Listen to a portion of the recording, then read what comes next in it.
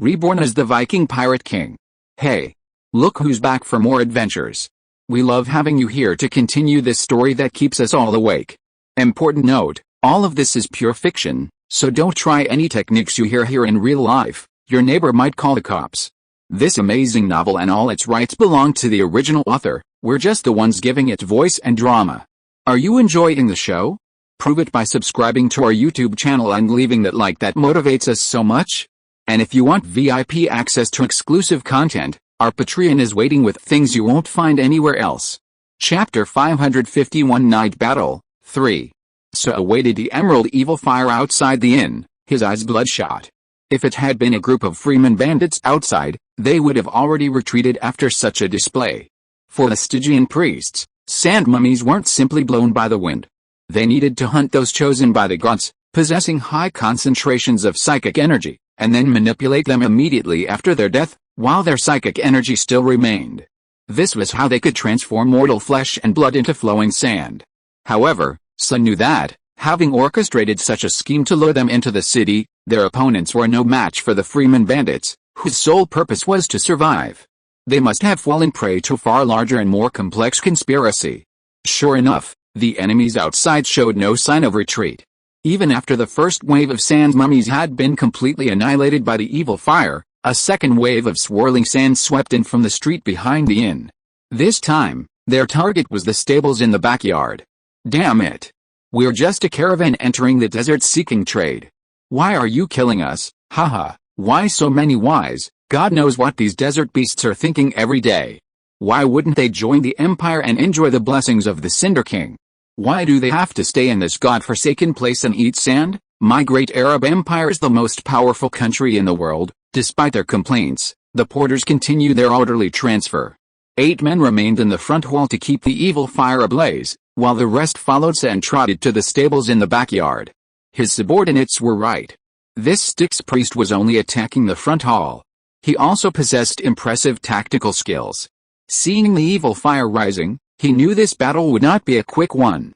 He began to avoid this wall of fire and shifted his attack to the back of the inn. This was where all the horses of the Hash caravan were hidden. At this point, Sa finally confirmed his suspicions.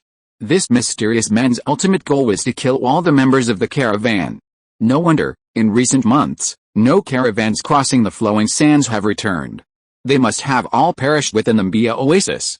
Execute the third battle plan. We've prepared for today's encounter. Everyone, clear your mind and execute the established tactics. We're not dead yet. Only by fighting tooth and nail can we survive. In the midst of danger, Satyr still applied his commanding experience from his days as a cavalry captain. The fear ingrained in mortals when faced with slaughter and danger is hard to erase. Only soldiers can achieve indifference to life and death. On the steppes south of the Caucasus Mountains, as hundreds of Avar Khan cavalrymen charged, sabers in hand, crouching on horseback, they skillfully decapitated people amidst eerie cries, as effortlessly as chopping carrots. As they fought, they cut off the heads of the dead and hung them on their horses, waiting to return to their tribes to claim their reward at the end of the battle. The Khan would produce a scale, silver coins on one side and heads on the other. Each head harvested represented an equivalent weight of silver coins. It's said that the warriors under Attila, the scourge of God, fought this way thousands of years ago. Their custom even spread to the Slavic tribes further north. Vikings raided the seas for plunder only for money and food. But the Avar Khan sought the lives of the defending troops. In such a battle, anyone, from the humble soldier to the general, could be killed in an instant. Escape was futile. Grasping lances and charging on horseback was the only way to survive.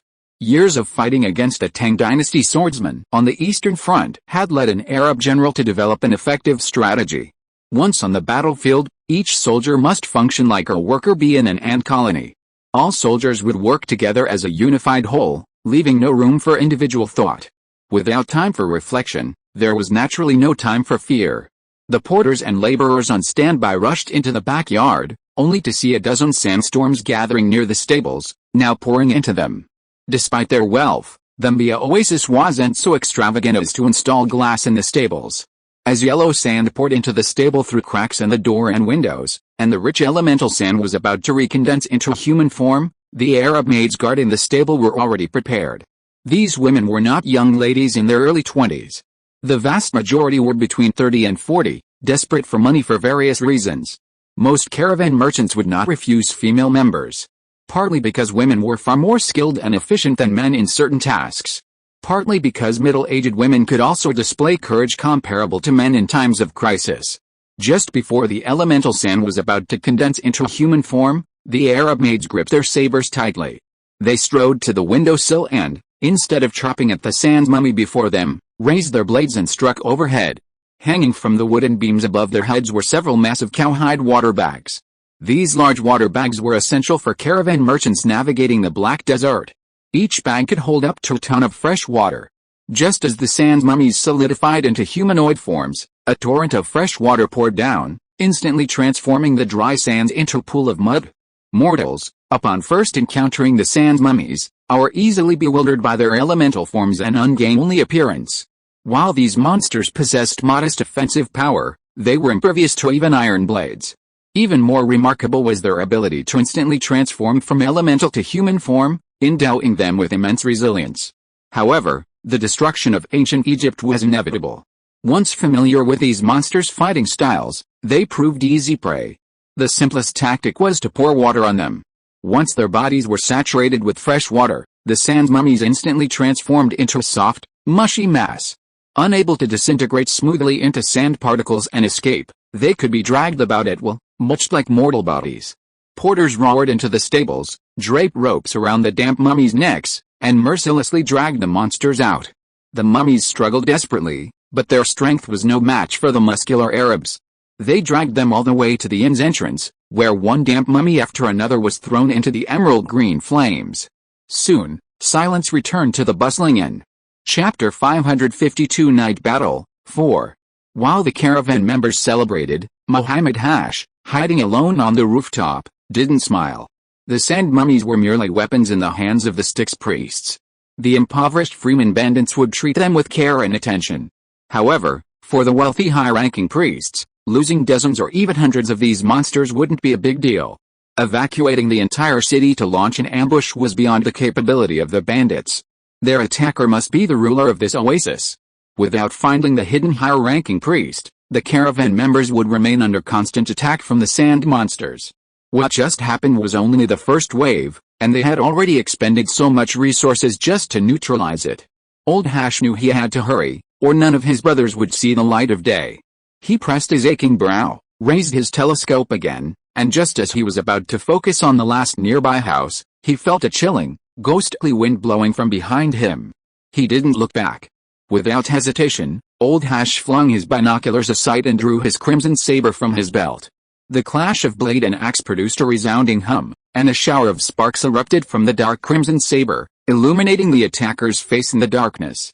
Instead of a human face, what caught his eye was the slender, jet-black head of a jackal. Anubis warrior, the Lord of Cinder's flames did not deceive me. Standing before me is truly an Anubis warrior. In his limited encounters with the freeman bandits, Old Hash had once seen the Sand's mummy. However, this was the first time he had ever seen an Anubis warrior, a weapon crafted by a powerful demigod of the path of the underworld. While high-ranking Styx priests could create sand mummies from the corpses of the chosen, Anubis warriors crafted by powerful demigods required the bodies of outer gods and ancient gods. While the Anubis warriors were also hand-controlled puppets, they possessed over a dozen long-lost dark spells, any one of which could instantly inflict widespread casualties. Upon seeing the pitch-black jackal head, Old Hash knew this was no foe he could defeat. Throwing away the priceless enchanted weapon, he leaped back a few steps to distance himself. At the same time, he once again drew the flaming cross hanging from his neck. I never thought I would come to this. Those who knew Old Hash knew that the flaming cross hanging from his neck was practically his life. Every morning before sunrise, while he held the flaming Bible and performed the fire transmission gang's morning prayers, he always held this unassuming redstone cross in his other hand. Only members of the Firelink clan recognize this material. It's the medium Firelink priests often use to reward their followers. The unique power system of Zoroastrianism is that psychic energy can be directly transmitted from superior to inferior, without the need for prayer. While a follower is within the Firelink clan's shrine, the Firelink priest can complete the initiation ritual on the spot. However, if a follower is unable to return for various reasons, the Firelink priest can only infuse psychic energy into the flame cross, which the follower can then draw upon. Old Hash has been a devout believer his entire life. Those who know him know that he has never activated any of the 6 paths of the Cinder King. He held this flame cross in his hand when he left his homeland at the age of 18 and entered the Byzantine Empire. Since arriving in the Byzantine Empire, he has prayed devoutly daily and diligently completed the tasks assigned to him by the Firelink priests. With each completed task, the psychic energy from the Cinder King is stored in the flame cross. He is now 58 years old. He has held this cross in his hand for a full 40 years. After escaping from the attack range of the Anubis warrior, Old Hash had only 2 seconds to think. In the first second, he pulled out the flaming cross and then took a deep breath. It was a simple action on weekdays, but today he felt as if a foreign object was wriggling in his lungs. Looking forward, he saw 2 streams of insects like dark smoke emerging from the slender jackal mouth of the Anubis warrior. Unknowingly, he had inhaled the corrupted flying insects floating in the surrounding air, and the flying insects in his body were eating away at his internal organs. The next second, he smiled bitterly and crushed a flaming cross in his palm. "My dear brother, I never thought that one day I would inherit your mantle." A stream of blazing fire flowed from his palm, rapidly spreading throughout his body. The flame energy imparted by the Cinder King transforms the human body in a fleeting moment. In that fleeting moment, Old Hash watched helplessly as his arm cracked from human skin into a rock-like substance, then rapidly transformed into a flame elemental. Finally, it returned to human skin. Old Hash believed in pure fire, but deep down, he did not want to lose his human form and become an elemental monster, half human, half ghost. Especially since the flame cross inherited from his family sealed the power of the Ember Path. If he used it, he would have no choice but to become an immortal Ember Man. Sequence 9, the Revenant Sequence 8, the Bloodsmoke Acolyte Sequence 7, the Burning Acolyte Sequence 6, the Unborn Sequence 5, the Immortal. Is it possible that I have accumulated so much psionic energy without even realizing it? As the surge of flaming energy fully absorbed his consciousness, Old Hash was astonished to discover he had reached Sequence 4 in the Path of Embers. Sequence 4 marks the dividing line between ordinary chosen and demigods. One more step forward, and he'd have the opportunity to enter the Flame Temple and meet the Cinder King himself. The surge of pure flaming energy rapidly transformed his body. When he opened his eyes again, the fatigue in Muhammad Hash's brows vanished, replaced by a hidden flame. However, even after shedding his mortal form and ascending to the status of Undying Ash, Old Hash still didn't dare to say he was a match for the Anubis warriors. The chosen of the Path of Embers possess the greatest power of immortality. They are granted a lifespan so long it borders on death. Meanwhile, their bodies crumble into dusty embers. If any part of their torso is severed and reclaimed, it will heal itself. This ability seemed powerful, but in reality, like the Witch's Path, it provided almost no improvement in individual strength. Chopping the Anubis warriors in front of him was still a considerable challenge for Old Hash, but at least he had the strength to fight. If you are listening to this novel on a channel other than Fanfic World, it means it was downloaded and re-uploaded without effort. We warmly invite you to visit our channel, Fanfic World. There you will find the original version of this story and many other novels of various genres. We look forward to seeing you dive into a world of incredible novels. Chapter 553 Night Battle, 5. Few within the Zoroastrian Church choose this path. The reason is that Embermen are not powerful. Sword cultivators from the East Continent who draw ki into their bodies can fly with their swords and kill people with ease. Possessing such abilities, coupled with a long lifespan, is a welcome development. Embermen possess life but no power.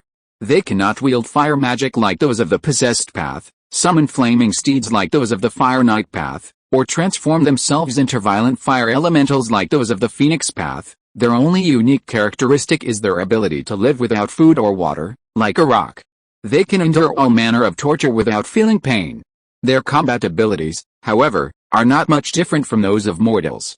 It's like being a beggar, unable to die, for eternity, not a pleasant experience. Many low-sequence Embermen have been shattered on the battlefield by powerful chosen ones, their limbs severed, leaving them with only their heads, yet they still survive.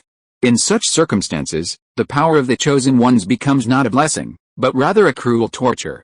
During the years of war with the Byzantine Empire, Byzantine merchants would even deliberately purchase the heads of Ashmen from military camps, selling them to the city's nobles for their own enjoyment. Being tortured in this way for long periods by a group of their own kind, unable to seek death, was a torture comparable to the utmost in purgatory.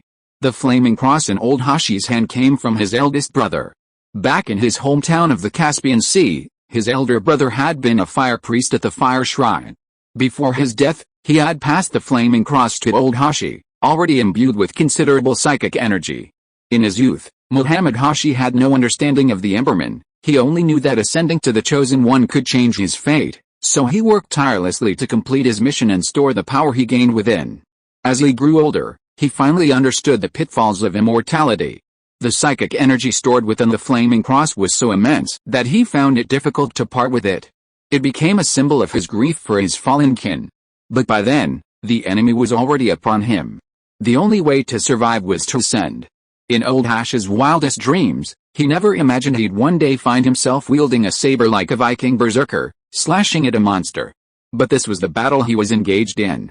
After absorbing the fiery energy of the flame cross and successfully ascending to the undying ash, old Hash felt as if he had taken on a whole new body.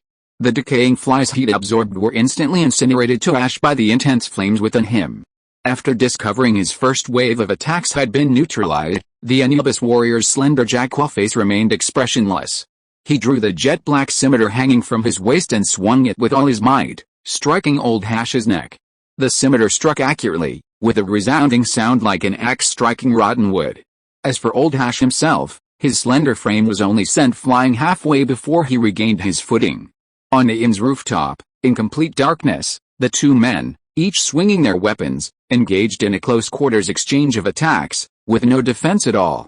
Old Hash's refusal to defend stemmed from his understanding of the Man of Ashes.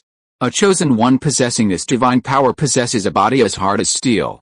Even if a powerful sword pierces their skin, not a single drop of blood will be shed. His greatest asset at this moment is the dark red saber he purchased at great expense. Every clash of swords and blades sends a shower of fiery sparks flying.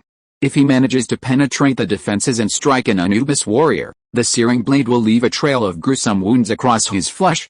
Crushing the flaming cross and absorbing its psychic energy is old Hash's last resort.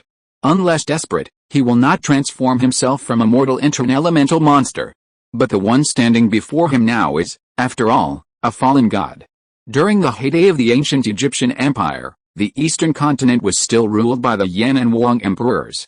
The spring and autumn period and the warring states period would not emerge for over 1,000 years, and in the prehistoric eastern continent, there were no key cultivators. The Styx priests, seeking powerful corpses, could only slaughter the outer gods.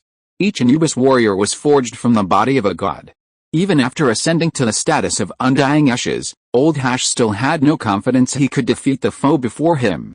But he had to hold him off, otherwise, if this Anubis warrior plunged into the crowd below, all his men would perish within 3 breaths from the corrupted flies sprayed from his mouth. Damn it, I can't cut through it. The saber in old Hash's hand was no ordinary item, but this body hadn't enhanced his strength in any way. This saber, imbued with the psionic power of fire and lightning, could blast ionized sparks from the clash of blade and axe. To fully unleash its power, he had to cut through the enemy's skin. After a dozen exchanges of blows, the Anubis warrior leaped back 2 steps.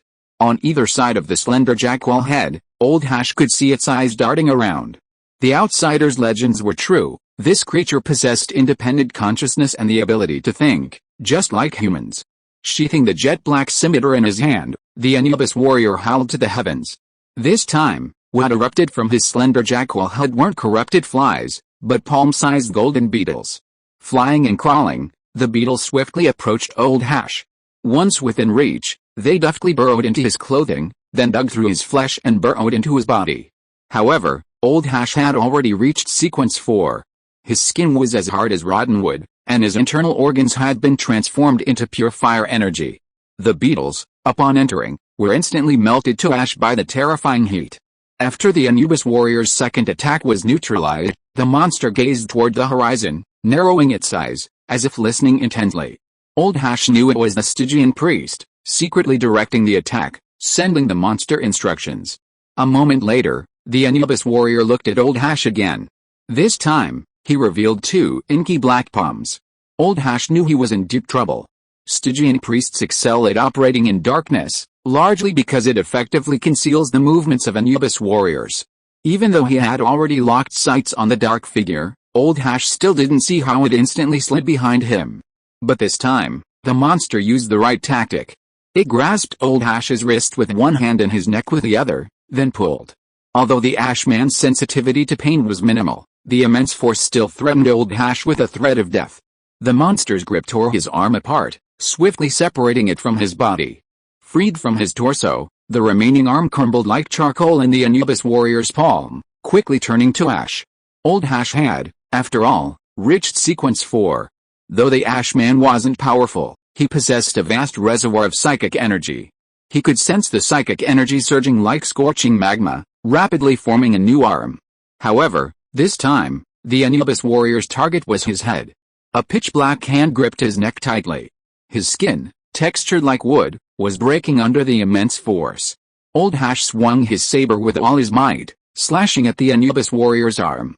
But his limited strength was no match for his iron-hard black hide. At this point in the battle, he was certain the Styx priest commanding the demonic creature was well versed in all the major chosen ones of the western continent. This person must have left this desert before. As to why he had returned, and why the city had become so devastated in just a year, these were no longer questions he needed to ponder. Never mind, I've done my best, I guess. In despair, Old Hash gave up struggling and decided to close his eyes and wait for death. But at that moment, the tearing force on his neck suddenly eased. He opened his eyes, and the Anubis warrior released his grip, stumbling back 2 steps. His entire body, like smoke, melted into the inky night sky. Chapter 554 Temple of Anubis. Loki stepped on the shattered corpse of the Stygian priestess and pulled out the bloody axe lodged in the cracks between the bones. He had left the Hashma gang precisely because he had overheard a conversation between concubine Zu and her legalist mentor from the roof beam. The Stygian priestess you'll be meeting will carry a short axe. Her name is Sophie Starlag. Loki wasn't surprised that his eldest daughter, Sophie, would become a Stygian priestess. Sophie's life had been a hellish start. Abducted from her family as a child by the Illuminati follower Old Ward, his intent was to obliterate her mind and transform her into a soulless soul box to be presented to Mutu, Lord of Earthsea, one of the Illuminati's 12 masters. By some strange coincidence, Sophie and Old Ward fell into Loki's hands at the same time. After entering the bowels of Leviathan and obtaining the Imperial Seal and the Mask of Horus, these 2 heirlooms were simultaneously activated.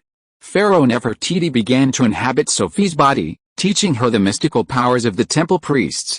Loki sensed his strange amnesia was connected to his eldest daughter, and now that he had uncovered a clue about her, he had to investigate. After leaving the Hashma gang, he headed towards the Temple of Anubis, nestled in the heart of the oasis.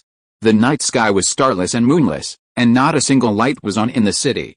In the pitch darkness, Loki, still accustomed to harnessing the remaining power of the Crimson Apostle within him, had barely closed his eyes when he sensed a surge of psychic energy, as intense as the midnight sun, emanating from the head of Osiris, the god of the underworld, high above the temple.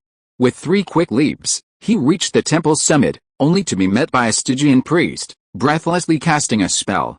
In the distance, the inn housing the Hashma gang erupted in flames, the only light in this tomb-like city. Without hesitation, Loki drew his axe and cleaved the Stygian priest in 2, head and toe.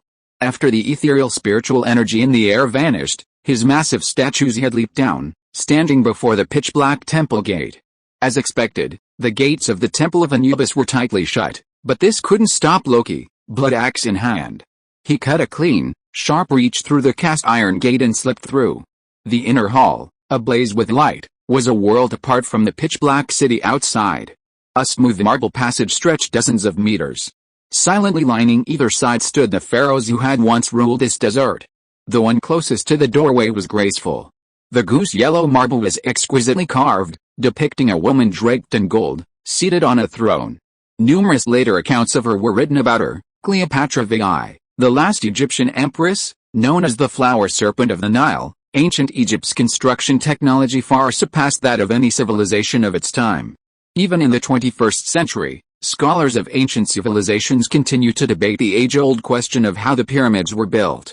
Many scholars even believe that this structure was constructed of concrete in the early 18th century to promote Egyptian tourism, then aged to resemble an ancient ruin. While this theory may sound conspiratorial, it has its supporters. Entering the hall, Loki finally realized the profound wisdom of their ancestors. The ancient Egyptians' construction techniques were far more than just a few pyramids or obelisks. Their ancient fusion with the gods granted these ancient rulers technology unimaginable to mortals. Take this temple, for example. Perched on a peak outside the basin, even the largest temples were no more than a few thousand square meters. Entering it felt like stepping through a portal. Within the temple, a world unto itself awaited. The sculptures of the pharaohs flanking the marble passageway weren't rigidly upright, each displayed its own unique character. A statue of Cleopatra the reclined on a luxurious lounge chair, her breasts partially exposed, her eyes radiating seductively. Her next statue, of Ptolemy I, the Roman governor who successfully established the Ptolemaic dynasty, was depicted as a warrior, wielding a scimitar and roaring with his head held high. Before each pharaoh burned a massive brazier. Within it burned finely carved charcoal in the form of wild beasts. Since conquering Stone Forest County, Loki had completely escaped poverty. He knew that these exquisite beast charcoals were handcrafted by the Byzantine Empire's top artisans. Among the Western continent, only the wealthy rulers and nobles could afford this kind of charcoal. Hundreds of pharaoh statues filled the entire hall. Such a quantity of charcoal could not be produced by a few dozen caravans relying on camel caravans. Considering the temple's self-contained world beyond the gates, it's likely that the freedmen rulers of the Black Desert are far more impoverished than rumored. They might even possess portals established by the outer gods, allowing them to teleport directly to the major cities of the Western continent and purchase whatever goods they need. The so-called caravans were merely a deceptive pretext.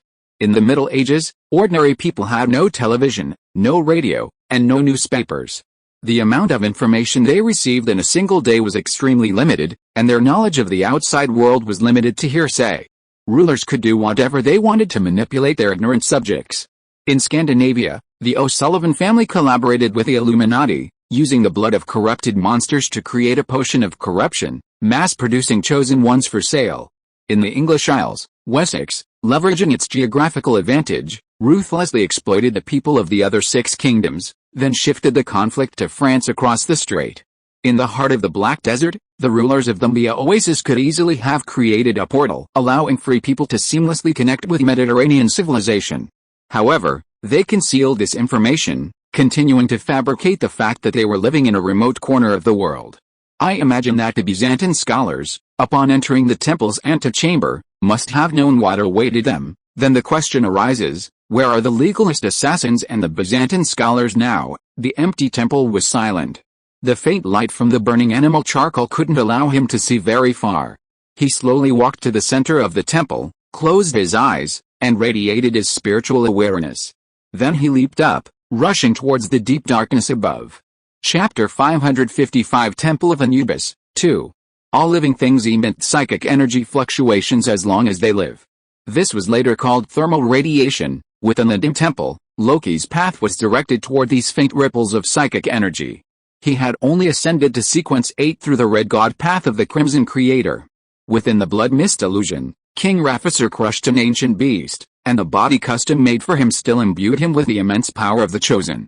Even though the Crimson Apostle's blood had been compressed to very thin concentration by the divine water, he was still able to work with his ancient body to accurately capture the scattered psychic energy in the air. To his surprise, the aura of a living being emanated from the pitch-black ceiling. All religious buildings in the Middle Ages were deliberately constructed with extremely tall structures to create an aura of mystery. From the peaks surrounding the basin, the 4 gods seated side by side in the Temple of Anubis stood approximately 70 or 80 meters tall. Therefore, Loki used all his strength in this leap. Plunging into the utter darkness of the ceiling, he could see a long row of braziers and the marble floor rapidly shrinking beneath his feet, but there were no beams or pillars above him to rest on. As his upward momentum faded, and he was about to return to the ground, a powerful suction force surged from above. Then, involuntarily, he was thrown backward, crashing down onto a solid, pitch-black stone slab. Midway through this ancient temple, there lay a hidden space capable of reversing gravity. Entering this profound darkness, the force of gravity beneath his feet suddenly shifted to that above him, hurling him into another dimension. A mortal who stumbled into the temple by mistake would never find the correct entrance, for the portal leading to the right path was embedded in the inky black ceiling. Loki slowly stood up, only to be met with pitch blackness. The occasional crisp sound of raindrops hitting the hard floor made him feel as if he weren't already outside. No, I should still be inside the temple. It's just that the interior of the temple is a self-contained space, making it impossible to judge the interior's area based on its exterior dimensions. Glancing around, he realized that the twinkling lights above him weren't stars, but rather pinpoints of light made of luminous gemstones. His radiant spiritual awareness touched the walls to both sides, sensing a stone chamber even larger than the temple itself. He extended his palm, and the drops of water dripping from his head onto his palm felt incredibly heavy. Raising his hand, he saw that they were round, smooth beads of mercury. A mercury rain fell from the stone chamber. Around him, exquisite coffins were neatly arranged one after another. The scene before him was extremely eerie, yet also filled with a strange harmony. The coffins used by the ancient Egyptians to seal corpses were completely different from the long wooden boxes commonly used by the people of the East Land. Master carvers with exquisite memory would carve the marble coffins to resemble the pharaoh's facial features in life, creating contours close to the human form. The skull, in particular, would record all of the pharaoh's vital features. Thus, the coffin of the emperor could be identified simply by examining the carvings and paintings on its surface, without the need for opening it. In his previous life, Loki hadn't understood why the ancient Egyptian craftsmen had gone to such great lengths to create such a thing. Entering this chamber, he finally understood. During a long dynasty that lasted nearly 5,000 years, countless Egyptian pharaohs had ruled this desert. The remains of all the deceased pharaohs were placed here, and opening each coffin individually would be a considerable undertaking. Crouching down to observe carefully, Loki discovered that mercury dripping from the ceiling flowed into the sarcophagus through natural grooves in the top. Casually lifting the lid of a nearby coffin, a vibrant human appeared before him. Loki narrowed his eyes and slowly crouched. He found a young man, no more than 20 years old, sleeping within. He had long chestnut hair, deep eye sockets, and a high nose bridge. No, how could a young man with Aegean features be found inside an Egyptian-style coffin? Egyptians have a distinctive appearance within human civilization. They have black hair and eyes, thick ears and plump lips, and pale golden skin. But the man inside the coffin was a young man with distinct Sicilian features. Their most distinctive feature was the dense beard around their chin, which almost completely transformed their cheeks into a slate blue color. Their clothing also had distinct regional characteristics. A linen robe, a mixture of pure white and dark red, held together by a fist-sized gold buckle. This look bore a striking resemblance to the Roman nobles often seen in film and television. This begs a new question: why would the body of a Roman noble lie in the Temple of Anubis, deep in the Black Desert? He casually opened another sarcophagus, revealing a Roman woman. Her skin was delicate, with no signs of decay at all. The only difference between her and a mortal's was her complexion, a livid steel. A closer look revealed mercury falling from the sky, gathering in the corpse's mouth. Beneath her soft skin, the mercury surged as rapidly as human blood. Touching her chest, one could feel a heart beating within, though this heart was emitting mercury inhaled through her mouth and nose. The icy mercury filled her blood vessels, keeping her corpse perpetually cold. To avoid death, humans must undergo metabolism, and blood circulation plays a crucial role in this process. The Styx priest's method of preserving corpses was to use mercury falling from the sky in place of blood, keeping the human body functioning like a machine. So, the mercury falling from the sky wasn't simply mercury, but a medium capable of carrying psychic energy. Through the body's circulation, this energy could be forcibly infused into the corpse, preserving its decay. Gently closing the coffin lid, Loki continued forward. Thousands of stone coffins were densely packed within the stone chamber. The museum opened casually, and most of the people there were Romans, although there were also a few foreigners. Thinking of the burning animal charcoal in the inner hall and the ornate Roman-style sculptures, a huge conspiracy slowly revealed itself before him. Could it be that this isn't the fringe of human society after all? The so-called seclusion in the desert is just a deceptive rhetoric. The Styx priests have long since mastered a method to travel back and forth to civilized society at will. If you think about it carefully, this is actually the correct logic for mortals. All the countries surrounding the Mediterranean are connected by traveling merchants. When someone masters a unique skill, they will try every possible means to use it to gain higher status, more capital, and access more social resources. After all, human greed is inherent. It's an indelible nature ingrained in their bones. Loki could feel his heart beating hard. A vast conspiracy was unfolding before him. The neatly arranged coffins in the stone chamber formed a vast and mysterious maze. He could sense a massive spiritual energy not far away, blazing like the blazing sun. The dim light couldn't illuminate the vast distance ahead. He gripped his axe tightly in both hands and stepped forward. In the pitch darkness, he finally saw the source of the spiritual energy. Before him appeared a gigantic beast with the mouth of a lion-god crocodile. As expected, it was the demon guarding the pharaoh's corpse within the stone chamber. Loki had absolutely no interest in understanding what it was. He calmly raised his axe and was about to strike at the strange head when he suddenly stopped. Then, a terrifying roar erupted from the stone chamber. Recently, a new idea has suddenly occurred to me. I need to urgently revise the subsequent chapters. For the next few days, I will update once. I'll refrain from making mistakes and revising them later, which would ruin your reading experience. My apologies, everyone. My writing skills are truly limited. Sorry. Chapter 556, Temple of Anubis, 3. He must be dead. He's definitely dead. Look at all this blood. How could a mortal survive a soul devourer's attack? I've been reincarnated twice in this temple for 120 years, and I've never seen anything like this. A Styx priest in a deep blue robe spoke in the silence. He and his companion approached Loki's side. Just as he grabbed one of his feet, his companion looked at the soul devourer nearby. Speaking of which, this guy is truly amazing. He actually killed two soul devourers. A warrior this powerful has infiltrated the temple. Should we notify the high priests? Judging from his tone alone, the second Styx priest who spoke was much younger than the first. He still retained a hint of youthfulness in his words. Unlike the captain beside him, his actions were solely focused on completing the mission and calling it a day. Haha, we can't report until we've dealt with this body first. Don't try to slack off, kid. I can't lift his body by myself. Oh my god, what the hell is this guy made of? How can he be so heavy? Two Stygian priests each grabbed one of Loki's legs and pulled him towards the secret door they had entered. Sticky blood splattered all over the floor, leaving a long trail in his wake.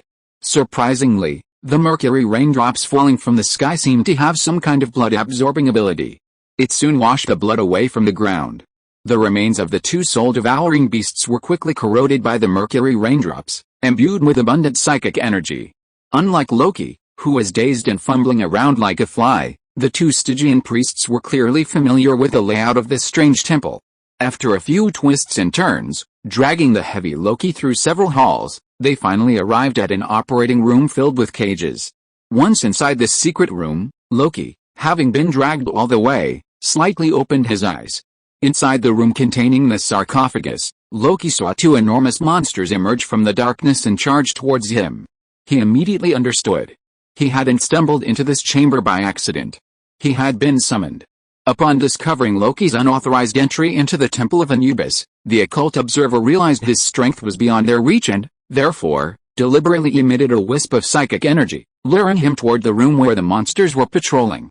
Perhaps this person was using the two lion-headed, crocodile-headed monsters to eliminate Loki. Of course, it was also possible they were offering him some kind of assistance.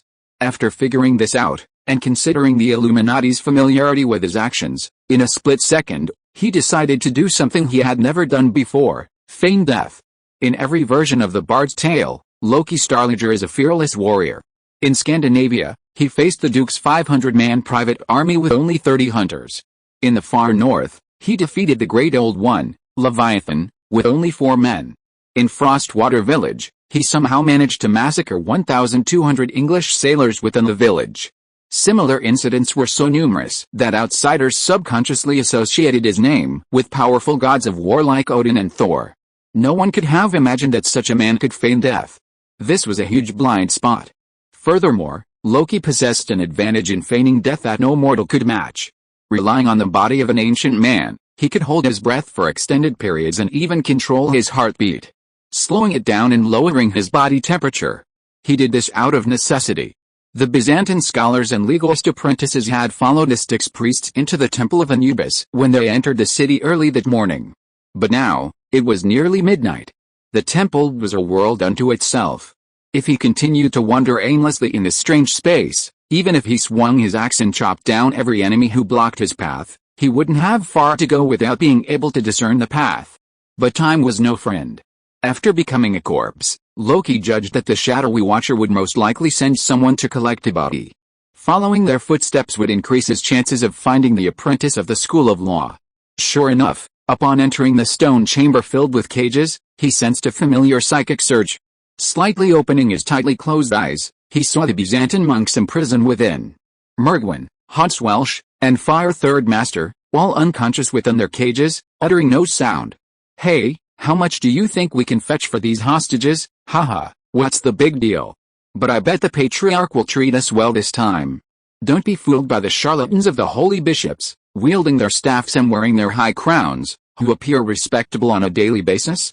Those beasts of the Inquisition are ruthless when it comes to their ruthlessness. If we offend them, what good will these scholars get? Indeed, the thin man agreed. I didn't understand these things when I was young, but now I understand them all. What holy bishop? Zoroastrianism, 3 lives religion. They talk about doctrines, but all they think about is business. These charlatans are no different from the vendors selling stuffed pie in the market. It's just that they sell meat pies, while the charlatans sell faith. To make meat pies, you have to buy meat, knead the dough, and roast them in front of the stove for hours in exchange for a few scattered copper coins. These charlatans are easy. They just dress themselves up, talk, and touch other people's children's hair. Power, status, gold, silver, and treasures, whatever you want. This is the most successful business in the world, of course. After being with me for so long, I didn't expect that the descendants of person, known as useless person, have also learned to think with their brains. This is really not easy. From the conversation, it is not difficult to judge that the two are master and apprentice. They are dragging a corpse in the dark temple as if they are doing farm work in their own backyard. While working, they chatted casually. Obviously, this is not the first time they have done such a thing. In my opinion, the Royal Academy of Sciences is the funniest joke in the world. It's still seeking truth. In front of the shining silver coins, all the truth and facts are bullshit. If you want to smash the jobs of these charlatans, you must be prepared to be beaten to death. Haha, wait until tomorrow to throw them out of the portal. They will have a hard time in the dungeon of cruel monks. No, too tired. I'm a soul undertaker and can't do this kind of physical work. The skinny sticks priest dropped Loki's long legs and collapsed to the side, panting. He was almost exhausted from dragging Loki's body all the way through the room. Fuck. Why is this guy so heavy as a lump of steel? Brother, hand me the canteen so I can have a drink. Hurry up and finish this mission. I don't want to stay in this place any longer. He gestured behind him for a long time, but received no response from his master. When the tall and thin sticks priest looked back, the bloody corpse that had been lying on the ground had stood up. You. Loki didn't give him another chance to speak. He grabbed his neck and twisted his head cleanly. Chapter 557, Temple Escape. 2 Stygian priests of the Temple of Anubis, located in the heart of the Black Desert, spoke fluent Latin. This was the official language of the Byzantine Empire. Looking around, Loki saw a vast array of intricate machinery unlike anything seen outside. The cages suspended from the ceiling were constructed entirely of precisely interlocking wooden pulleys. He had seen many similar devices in the Grand Palais in Paris, where Mutu, the king of Earthsea, had hidden himself. This was an ancient Egyptian technology, but the latest fusion of Eastern and Western craftsmanship achieved after the Mahdist disciples crossed the seas. Inside the stone coffins lay Romans, one after another. A vast conspiracy gradually unfolded before Loki. So, the truth was this: when the Arab Empire occupied this vast desert, they realized they couldn't solve their problems through slaughter. King Haran established a puppet regime called Ramses, attempting to lull the freedmen into the illusion that they were still ruled by their own people. This method of rule had been used countless times throughout history, and in most cases, it had achieved some success. However, King Haran made a huge mistake. Having lost a significant number of troops and discovered that Zoroastrianism had no way of spreading, he completely abandoned any further exploration of the desert. He had no idea what lay beneath the surface. When Loki personally entered the Temple of Anubis and saw 2 Byzantines chatting as if they were clocking in for work, he finally understood that the true rulers of the desert were still the Romans. 1,000 years earlier, after Gaius Octavius, Emperor Augustus I, had conquered the desert, they had already successfully seized several key temples and sent loyal agents into the temples through portals. The remaining freemen were unaware of this, believing they were still protected by worshippers of the ancient gods, sharing their common roots. Little did they know, the gods cared little for which tribes worshipped them. By entering the temple and practicing, any mortal could gain powers. Wrapped in thick robes, the high-ranking priests still appeared as freemen, but their hearts were already loyal to Rome. It was precisely for this reason that the scholars, despite their persistent attempts to gain entry to the Great Pyramid, had been unable to gain entry. They simply couldn't. Once inside, hearing the high-ranking priests speaking Latin and witnessing the various technological facilities belonging to the citadel within, the free people's greatest secret would be exposed.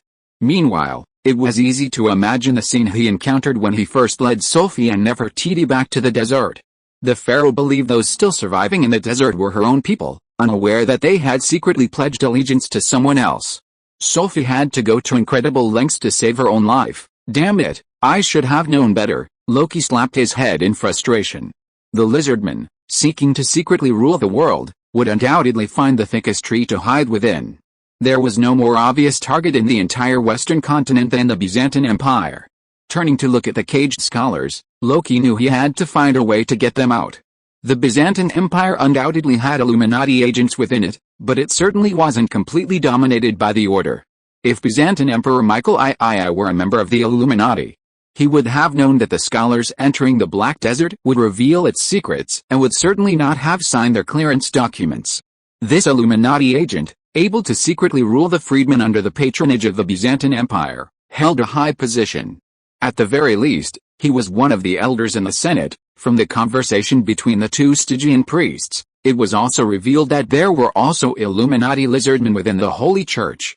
They spared the scholars' lives in order to send them to the dungeons controlled by the cruel acolytes. Low-level lizardmen can only wear human skin and cannot use psychic energy. However, high-level lizardmen can. There is a high probability that a suzerain-level lizardman is hiding within the Holy Church. The Grand Commander mentioned by the two Stygian priests is collaborating with this person to secretly transport the scholars. The scholars must be rescued before they can make this news public. Loki swung his axe, violently chopped through the gears, and rescued all the scholars hanging in the cages.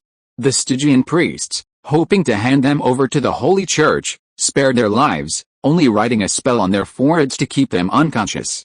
The spell had been written only hours ago, and the ink had not yet completely dried. Reaching out with a large hand, he wiped the talismans from the Misters' foreheads. Seeing Loki, stained with blood, the Misters, inexperienced in battle, recoiled in fear. Loki quickly wiped the blood from his face, revealing his features. Time is running out, so I'll be brief. We've undoubtedly been caught in a vast conspiracy. Now we have only one mission. Everyone, follow me, and together we'll fight our way out. Bending down to retrieve the Styx priest's curved sword slung across his waist from the pool of blood, Loki turned back to search for Fire Third Master. He found him no longer among the Misters. Where's Fire Third Master? In combat, Loki couldn't help but exude a cold, murderous aura. Still dazed, Mergwin managed to answer. After entering the temple, the East Continent girl was taken away by Hiss. Fire Third Master sensed something was amiss with these Styx priests, drew his weapon, and engaged the demon. He was slain. The news of Fire Third Master's death touched the hearts of the two young Misters, a man and woman, behind him. The Misters lived in the towers of the citadel, studying ancient scrolls day and night. They had originally thought they would enter the Black Desert to spread the light of civilization to the free people, but they had never imagined they would be imprisoned. Their most powerful companion was slain by a demon in 3 breaths. The extreme tension and the uncertainty of their future brought them to a state of sobbing. Loki raised his hand and, without further ado, slapped the two men twice. He stared into the Misters' horrified eyes and said solemnly, "From now on, I declare our team to be on combat readiness. No one shall cry, no one shall complain, no one shall question my decision. We are surrounded by powerful enemies. Only by obeying orders and fighting desperately can we have a chance of survival. You have all heard some legends about me. No one is more accustomed to this desperate situation than I am. I have spent my life in such desperate situations." Loki's impressive resume quickly silenced the Misters. He thrust his sword into the Mister's hand, drew his bloody axe, and pulled Mergwin to him. "If you had half of your sister's ability, I promise to get you out of this temple alive. Now, I need you to think carefully about the route you took to enter this stone chamber. Also, where are those Roman merchants now?" Chapter 558, Temple Escape, 2. Mergwin recounted to Loki a detailed account of their experiences since their separation. After parting at the square, 2 Stygian priests led the way, followed by Heath and 20 guards. All along the way, the scholars were immersed in a state of extreme excitement. The Stygian priests didn't even examine their credentials before allowing them into the temple. This was a completely different treatment from the pyramid in the land oasis, where the Scorpion King was buried. Of all the scholars, only the taciturn Hucklor showed a hint of alarm. Unlike the scholars who resided in towers, poring over ancient scrolls day and night, Hucklor wandered extensively. For over a decade, he traveled through every city around the Mediterranean, then continued eastward, reaching as far as India, across the east-west land bridge. He personally observed every city along the way, seeking proof of the existence of Alexander the Great. Compared to the other scholars, his social experience was clearly more extensive. The Stygian priests' agreement to their request seemed almost too smooth. If this Heath Brancher was indeed, as he claimed, a brothel owner entering the Black Desert to prepare for a ghost marriage ritual, he might be familiar with his employer. But he was a complete stranger to these Stygian priests. For the sake of his employer, 1 or 2 meisters might have slipped into the group as attendants, but such a large group followed them. When had the Free People's Temple become such an easily accessible tourist attraction? Hucklor's years of field research had taught him that foreign ancestral halls and temples were impossible to enter without paying a large sum of gold and silver. But now, it was clear there was no turning back. He gave a covert glance to Fire Third Master, the most powerful warrior among them, and he understood. Shortly after entering the temple, he attempted to leave, claiming he had left a package with a Hashma gang. However, at that moment, the temple priests launched an attack without warning. Thick black smoke rose, instantly paralyzing the meisters. When they regained consciousness, they saw a bloody mess. Fire Lord I was it. All the guards brought by Heath Brancher had been slaughtered. The Styx priest, the Roman merchant, and the Eastland girl were all missing. They, too, had been sealed and imprisoned. If I remember correctly, we entered through this gate, but it requires a key, and the key. Mergwin was halfway through his words when Loki swung his axe and wedged it into the black iron gate. A crack, smooth as tofu, was cut through the iron. A few more blows, and a gap wide enough for passage appeared before them. Most of the meisters had no practical training, so it was impossible to transform them into a reliable fighting force in a short period of time. All Loki could do was to keep everyone in a loose marching formation. He and Hook Raoul, the most powerful, led the way. Hans Welsh, the only meester trained in swordsmanship, an English noble, marched to the rear, broadsword in hand. After passing through the iron gate, they emerged onto a suspended, straight stone bridge. Beneath the stone bridge, a blazing fire burned. Amidst a thick cloud of smoke, several massive, pitch-black figures treaded on the flames, moving slowly like dust. After entering the temple, we discovered that the space here defies all natural laws. It feels like every doorway leads to a completely new realm. Rather than a temple, it's more like an alien world connected by a vast network of portals.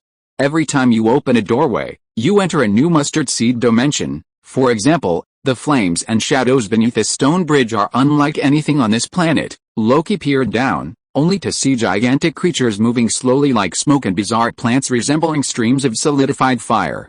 Having lived 2 lives as a human, his mind had been shaped by countless science fiction films and television, and he possessed an unparalleled tolerance for all the extraordinary phenomena he encountered. In Nefertiti's consciousness, he saw the pharaoh's past memories. Dozens of outer gods of varying sizes and shapes stood on the massive golden staircase, obeying the pharaoh's rule like ordinary citizens. Given these circumstances, it's hardly surprising that the ancient Egyptians' architectural craftsmanship reached a level beyond the comprehension of ordinary people.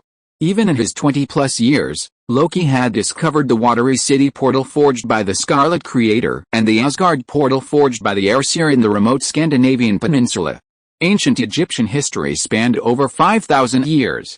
Over such a vast expanse, collecting dozens or even hundreds of portals was no problem for the pharaohs. Hiding these portals within temples, serving as pathways to otherworldly realms, was a not inconceivable feat. Yet, even with this feat, the dynasty's fall was inevitable. The long stone bridge looked terrifying, but the massive creature beneath, slowly moving like smoke, was non-aggressive. The group crossed the bridge safely. At the end of the bridge, there was no iron gate, but a simple, ancient stone door. Loki drew his axe and was about to smash the stone door when he felt a sharp, piercing sensation behind him. Turning back, He saw the mist-like creatures that had been roaming beneath the stone bridge float into the air, opening their enormous, dark red eyes and gazing at them. He slowly lowered his axe. The room connected to the stone bridge held the Maester's cells. Any intelligent race would know the principle of posting guards outside the cells. The strange, smoke-like group of outer gods beneath the stone bridge were the prison's guards. Loki was certain that if he swung his axe to smash the stone door, these mist-like monsters, emerging from nowhere, would immediately attack them. Axe-wielding Viking warriors excelled at dealing with flesh and blood, but against this formless cloud, a crusader of the Holy Bishop path of justice or a pyromancer of the Zoroastrian path of possession was needed to defeat such an enemy. The bloody axe, meant to cut through mortal flesh, would inflict very little damage. If we fight right here, he has no way of defeating these smoke monsters, but on the other hand, continuing this endless battle would be practically tantamount to suicide. Is there no guard at the gate on the other side of the cage? Of course not, brothers, we must fight to the death. After I smash the gate, you rush out with me. Don't hesitate, don't think, and don't look back. Run as fast as you can. If a companion falls, don't try to rescue them. Saving your own life is the most important thing. Remember, the Maesters exchanged glances, but ultimately nodded silently. Loki had no time to waste.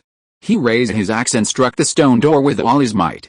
There was a crisp sound of cracking rock, and several of them rushed into the next chamber on the rubble. Chapter 559, Temple Run, 3. After just 3 steps, Loki stopped dead in his tracks. The smoke from the shattering rock dissipated, revealing not a few enemies but a well-organized army numbering over 100.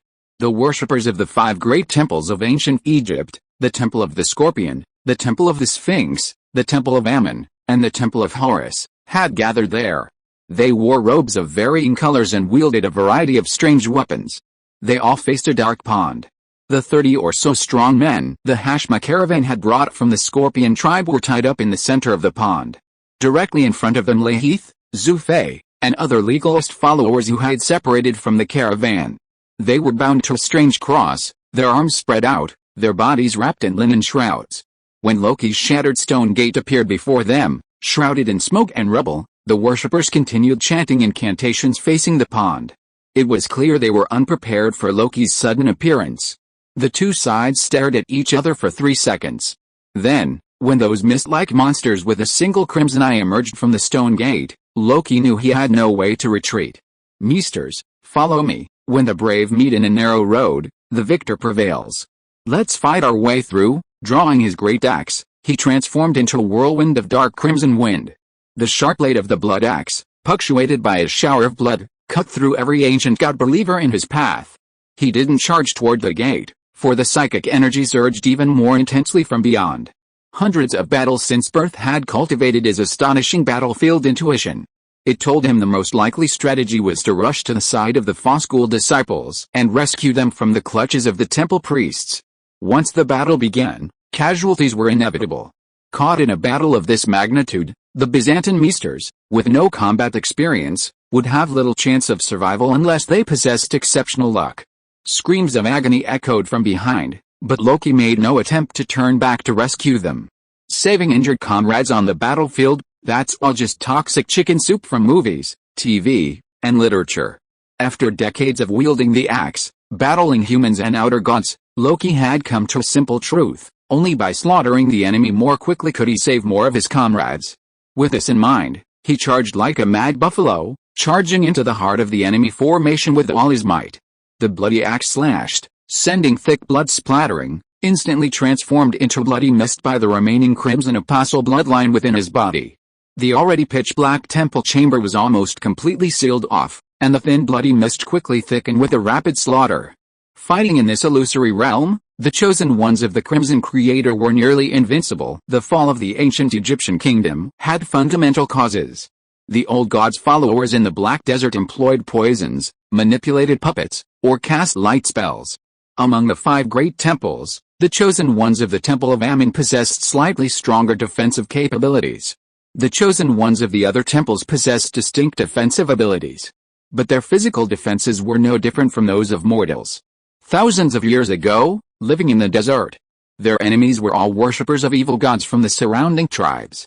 Facing the pharaoh's organized army, they were no match for the Egyptian Empire, In terms of numbers or equipment, 1,000 years prior, Rome rose to prominence. The 12 Olympian gods bestowed upon them unparalleled power: Ares, the god of war; Poseidon, the god of the sea; Hephaestus, the god of fire; Hades, the god of the underworld. The 12 Olympian gods, each with dozens of different levels of power, each a formidable warrior skilled in both offense and defense. The followers of the ancient gods could not withstand their onslaught for long, vanishing into the desert sands. Hastily confronted with the murderous god Loki, the temple priests clearly had no idea how to stop him. Mortal bodies were like juicy fruits before Loki's bloody axe. Any body touched by the bloody axe exploded into a pool of dark red fireworks. The blood they shed was quickly consumed by the blood mist, enriching its spiritual energy. Rushing left and right, Loki was unstoppable. He hacked a bloody path to reach concubine Zoo. Within the crimson mist, several old gods worshippers raised their hands, chanting a complex incantation. Long verses of chant flowed from their mouths. The pool of black water beneath concubine Zoo's feet seemed to possess a sense of its own, spreading along his calves and toward his waist. Those who had been struggling desperately now resembled puppets, frozen in place. Loki had no idea what these blue-robed priests were doing. Within the bloody mist, he knew only one thing: kill. The blood of the ancestors, fully activated by the divine water, now overwhelmed the Crimson Apostle. He had lost the ability to enter a state of nothingness while running through the blood mist, but his sheer speed was actually several times greater than before. With 2 quick strides, Loki reached behind the Stygian priests and swung his axe, smoothly slicing them in two. Without the spell's support, the black water returned to its original form. Loki immediately began untying the ropes binding their hands and removing the shrouds from their bodies. Concubine Zoo, who had been unconscious, gradually regained consciousness. She saw a sea of crimson. So the right Prime Minister was right. I will actually be saved by this Viking lord. After conversing with a mysteriously appearing legalist mentor at an inn outside the Scorpion tribe, concubine Zoo realized that her whereabouts had been under the Illuminati's surveillance from the very beginning. So, when the Hashma caravan entered the Mia oasis and saw the 2 Stygian priests who had come to meet them, an open battle ensued. Had she continued to follow the 2 Stygian priests into the temple, she would have fallen into the Illuminati's clutches. Yet, she was captured as planned.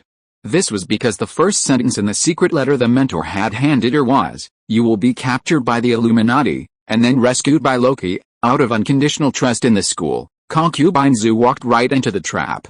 She naturally understood the reasoning behind all this. A maidservant buying vegetables at the market bought a pheasant from a vendor and returned home to spend time alone with it, feeling no sense of danger. She knew the pheasant was powerless against her.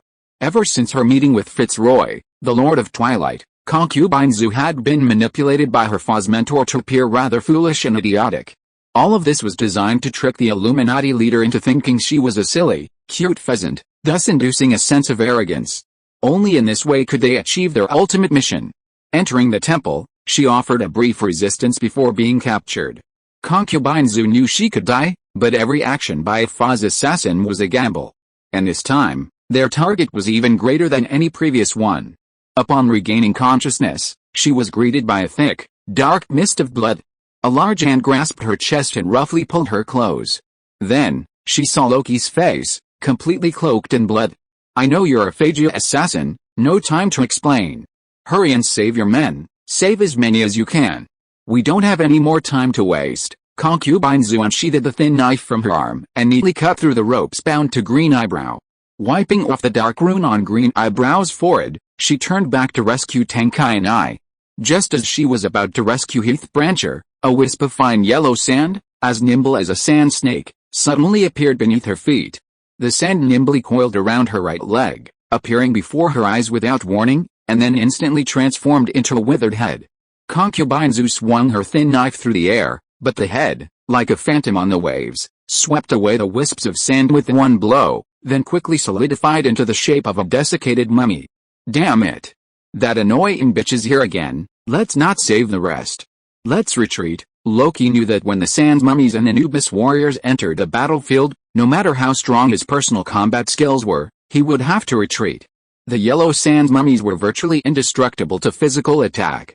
Even if cut in half, monsters like the Anubis warriors' upper and lower bodies remained intact.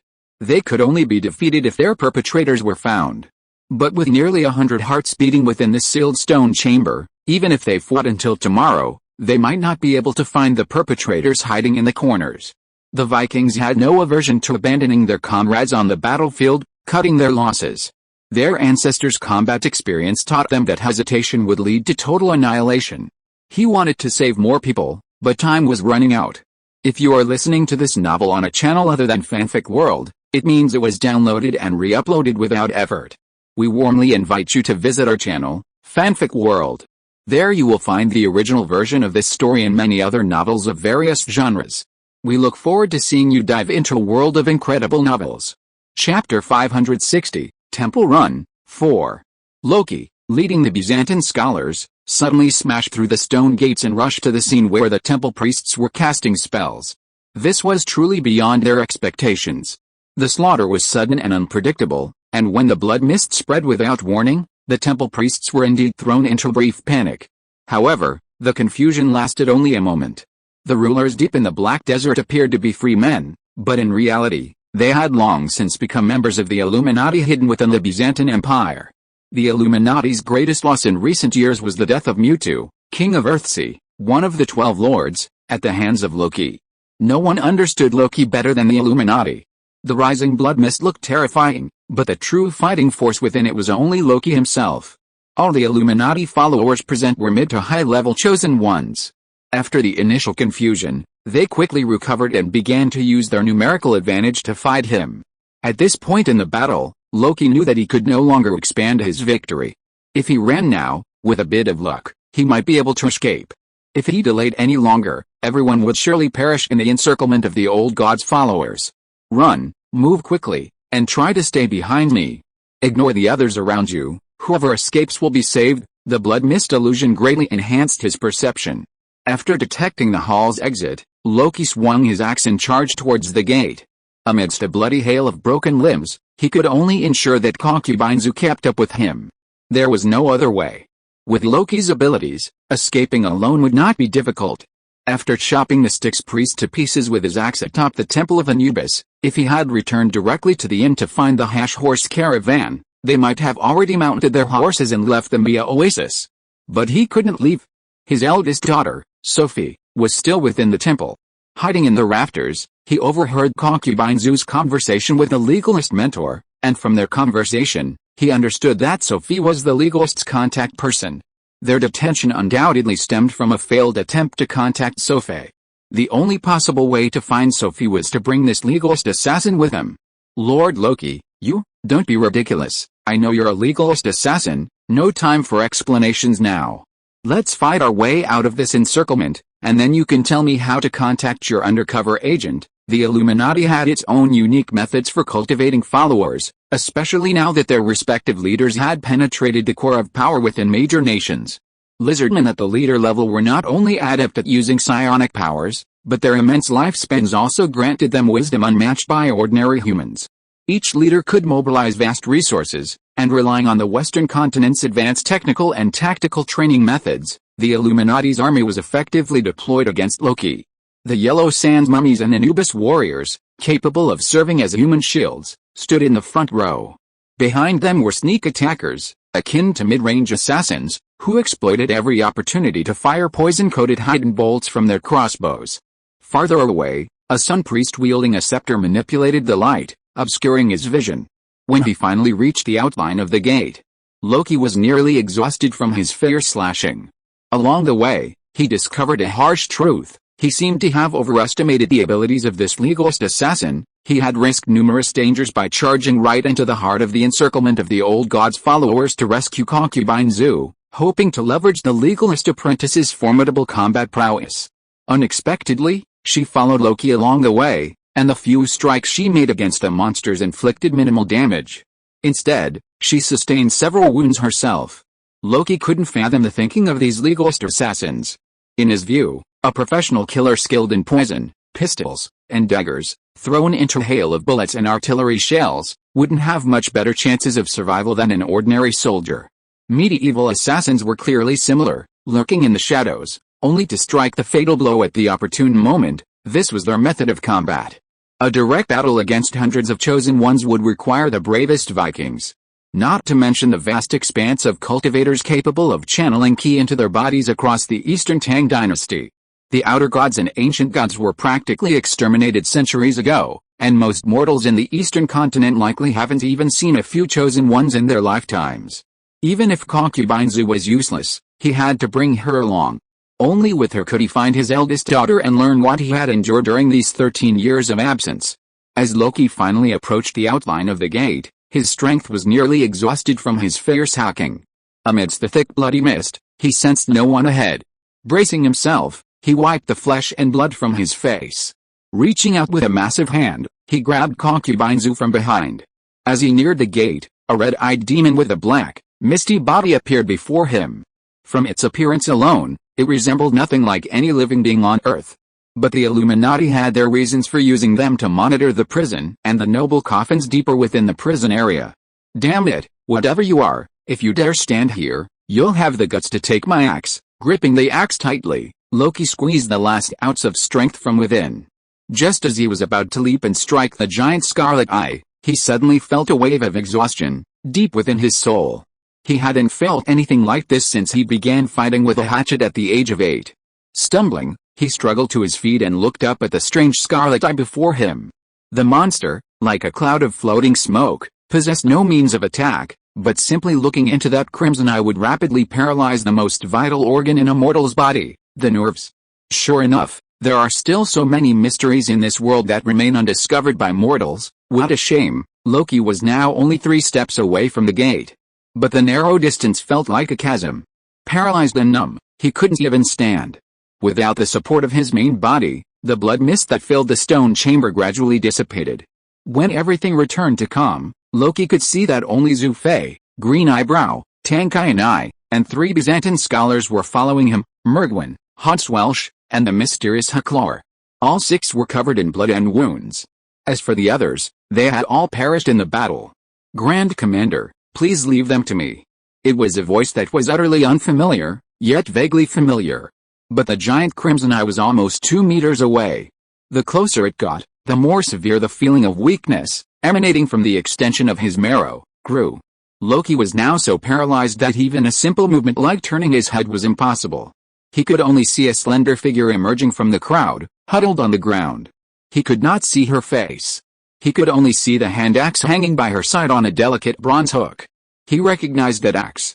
It was the weapon passed down to him by his biological father, Meg Starlag, in his dying moments. He also gave it to his eldest daughter on the eve of the Battle of Hanshu Village. The person who came was Sophie Sterager. Chapter 561, Temple Escape, 5. Today, I once again pledge my allegiance to my fellow countrymen in our Lord. After securing Loki, the apprentice of the Fa school, and the Byzantine scholar, the once bustling hall gradually returned to silence. In the empty stone hall, only Sophie's loud shouting could be heard. Her words were also spoken in pure Latin. After joining the Illuminati, you questioned my loyalty. I forgive you, because after all, I carry the name of the Sterager family behind me, but now, I want to ask the 3 commanders and fellow countrymen, who else dares to question my loyalty? No one under heaven knows Loki Sterager better than me. I once told you that sooner or later my blood father will come back. Now he's here. Zoroastrianism, Confucianism, legalism. These imaginary enemies of yours are not scary. There's only one truly scary enemy, and that is the King of Normandy who once killed the King of Earthsea. You don't listen. Now I implore you to look around and see how many of our compatriots have died. In the dead silence, Sophie walked to the center of the platform and pointed to the legalist apprentices below. I summoned the Abyss Lurker who finally defeated them. Because I'm the only one who knew Blood Axe Loki's weakness, I orchestrated the entire ambush against the School of Law. Because they believed I truly wanted to join the School of Law, I once said, if you help me exorcise the demon that dwells within me, I'll spend the rest of my life repaying you. I want to ask you, have I kept my promise? Who else dares to question me? The roaring girl brought a dead silence to the area around her. Seeing one expressionless, frozen face after another, Sophie lifted the limp Loki from the ground and hung him on the cross in the middle of the sticks. Sophie, you've grown up. The Abyss Lurker followed him all the way, staring at Loki with his huge crimson eyes. In this state, he completely lost control of his body. He tried to speak, but only muffled words came out of his throat. It was only when he was hung on the cross by his eldest daughter that he finally saw that long-lost face. The 8-year-old girl had grown into a 23-year-old woman. Though time had smoothed out many of the marks of childhood, the familiar expression still made him instantly recognize the person before him as his eldest daughter. In that brief moment, Loki faced the Illuminati followers behind Sophie. Sophie had her back to them, facing only Loki. In that fleeting moment, she quietly winked at him with her right eye. In every way, Loki was Sophie's savior. He had restored her consciousness from the stupor of being a soul sacrifice, and as a Viking lord, he had given her a childhood far superior to any other child. Despite his busy daily duties, in the limited time he had with his eldest daughter, he would take her shopping, dining, and to the theater like any ordinary citizen. This continued even after their marriage. Sophie loved sweets, but Loki's new wife, Elizabeth, always stripped her of all cakes and candies, citing the need for a noblewoman to maintain her figure. At such times, Loki would find ways to hide a few pieces of dried fruit or rice coins in his pockets. As he pressed candy into his eldest daughter's soft hand, he would expertly wink with his right eye. Just like the expression Sophie gave him now, the second person to be bound and thrown into the waters of the Styx was concubine Zu, who had been guarding Loki all the way. She was covered in blood, with 7 or 8 deep wounds visible to the bone. Unlike Loki, who was skeptical, concubine Zu, upon seeing the informer she had mentioned as her mentor, immediately recalled his instructions: cooperate with the informant in all his actions. With the informant's appearance, even if her action seemed like a plot to execute her, she could not hesitate or resist. The deed was not yet complete. Legalists were a formidable group of people with unwavering faith. All the people of the Tang dynasty who had experienced the dark decade of the Lushan rebellion were horrified by the devastation that befell the land. A towering building collapses in a flash. In just 10 years, 1/3 of the people of the Tang dynasty lost their lives, and the once mighty kingdom lost nearly half its territory. It was the re-emergence of the legalists who, with ruthless force, stabilized the precarious situation. Right Prime Minister Li Chunfeng led each legalist mentor through arduous battles, and with extremely limited resources, they completed the unfinished task of reducing the feudal lords that their ancestors had left unfinished. Now, the dynasty was on the road to revival. Legalist apprentices watched their ruined nation rise to prosperity under the guidance of their mentors, and they held a fervent and unwavering faith in the legalist school. The mentors would surely revive the Tang dynasty. As long as the mission remained ongoing, everyone was part of a grand plan. The executors in the scheme could only trust their mentors and maintain their faith. Even if it meant death, it was their duty. Their death would pave the way for future generations to continue their unfinished work. In contrast, the 3 remaining Byzantine scholars faced this impasse, unable to offer any resistance. Hans Wale's face was pale, but the aristocratic etiquette he'd been taught since childhood allowed him to maintain his proper demeanor. Throwing away the broadsword, which had been swung to the point of nearly bending, Hans wiped the blood from his face, straightened his clothes, and calmly faced his death. As for Mergwyn, she was already on the verge of death from the massive blood loss. Only Hucklaw remained calmer. He was surprised to find that the Illuminati had also tied the Eastland girl to the cross. But that wasn't the strangest thing. The strangest thing was that the Eastland girl, who had remained calm all along, suddenly smiled strangely. This was an expression she had never seen before. "Everyone, I will personally escort my adoptive father to meet the Lord of Dusk. I hope this is the last time. I will dispel your concerns with my actions." Sophie, thanks to years of personal instruction from Nefertiti, didn't need to chant an incantation. She extended her slender arm and gently waved it. The previously calm waters of the Styx immediately responded to the call of the psychic energy and surged over the bodies of the several people. When the Styx water had completely enveloped the group, Sophie softly snapped her fingers. With a soft splash, the water column exploded, and the figures within vanished simultaneously. Chapter 562 City of the Dead. Within a vast hall, Malice knelt respectfully before a giant. The hall was ablaze with lights. Atop the vast, towering dome, a magnificent mural painted in an unknown color palette. Directly before him, a nearly 10-meter-tall azure giant sat on a golden chair. Like him, this creature did not belong to this plane. To his right crouched a monstrous beast with the mouth of a crocodile lion.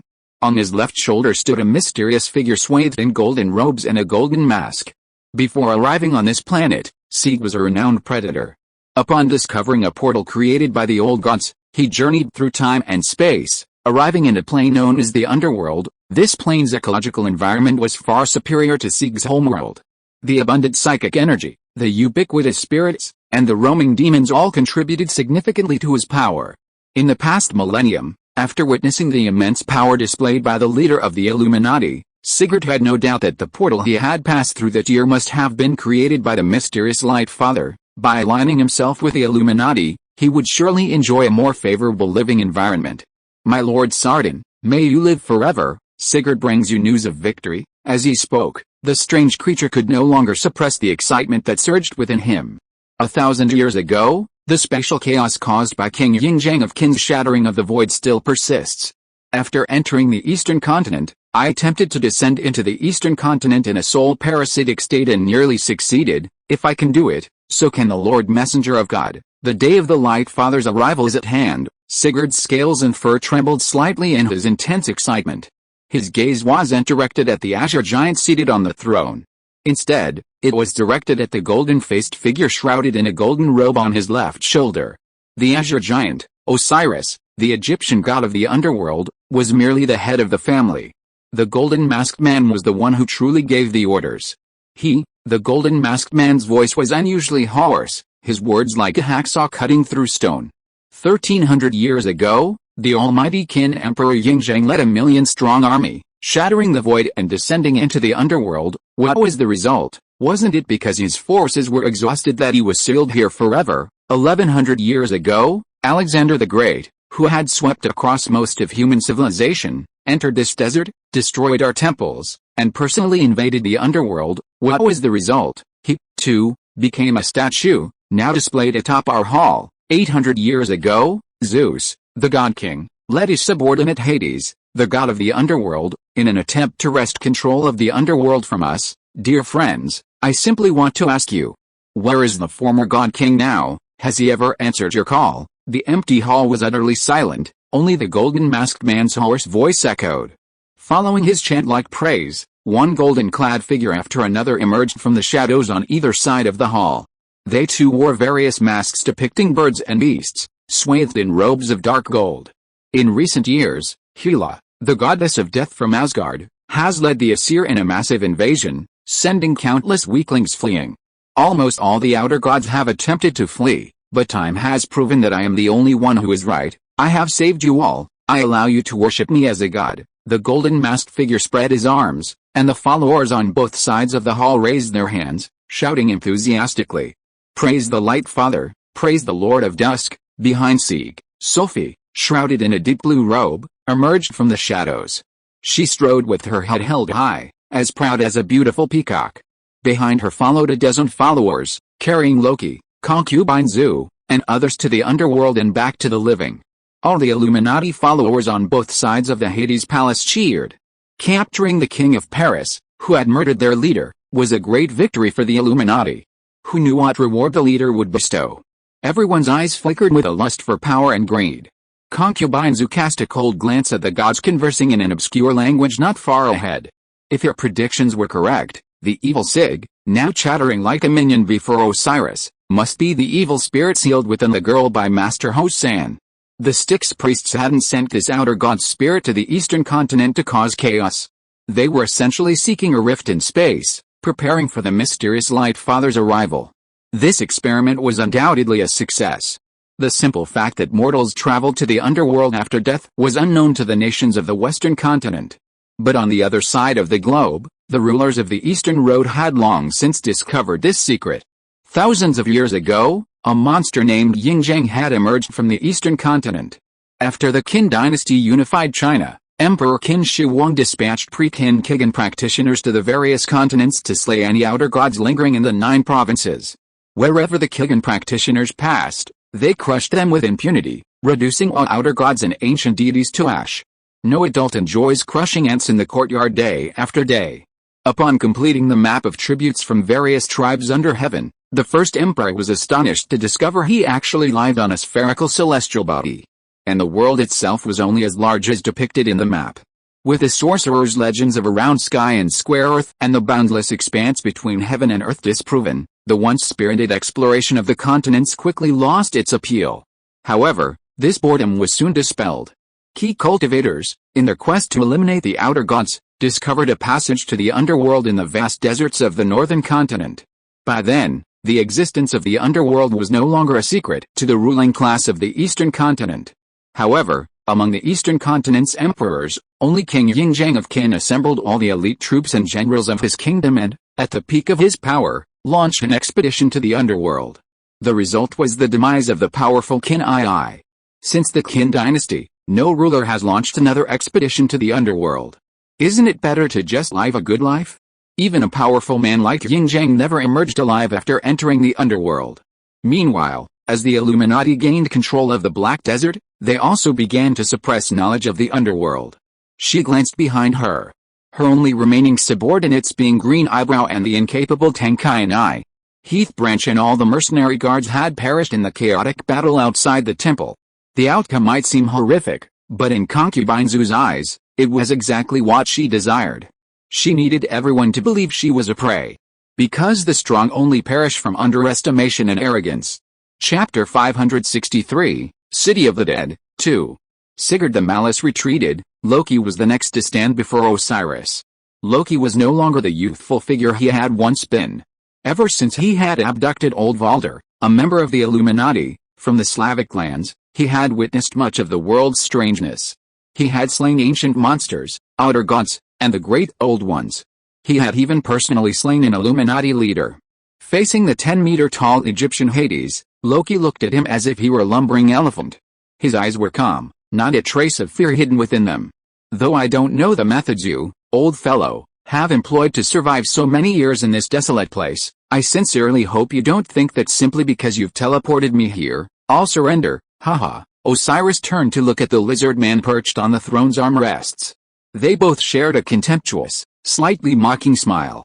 Lord Loki, I want to thank you. 5 years ago, you not only brought me the fugitive Nefertiti, but also provided me with a capable assistant, Sophie. She truly understands you. If it weren't for her advice, we might not have been able to recapture you again. Osiris stood up, reaching out with a large hand and carefully lowering the golden-masked figure, the Lord of Dusk, Sardin, who was perched on his shoulder, to the ground.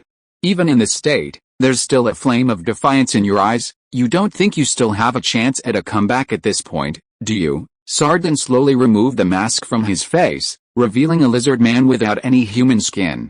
Compared to Mewtwo, the Lord of Earthsea, his scales were a pale gold. A pair of eerie golden pupils gazed into Loki's eyes, as if he were looking at a dead fish on a chopping board. I address you as sir because you repeatedly challenge my perception of mortals. First of all, as an ordinary Viking village chief, you have risen like a star in just 8 years to become a dominant overlord. This already makes me respect you. Under such circumstances, you can still kill the old stubborn Mewtwo with your mortal body. This has never happened in my tribe. The 12 leaders of the Illuminati were all created by my great father of light. My compatriots have survived on this planet for 200 million years, during which time they have experienced nearly 100 different civilizations. Countless gods have descended on this planet. They survived, prospered, and destroyed. Humans are by no means one of the most powerful races on this planet. But I never expected that after all the ups and downs, the 12 of us brothers would die in your hands. Even Leviathan, who had a longer lifespan than my tribe, died under your butcher knife. I really want to know how on earth you destroyed our ark. Ever since Loki became emperor, bards on all continents have been compiling legends about him. They all credited him with the slaying of Leviathan.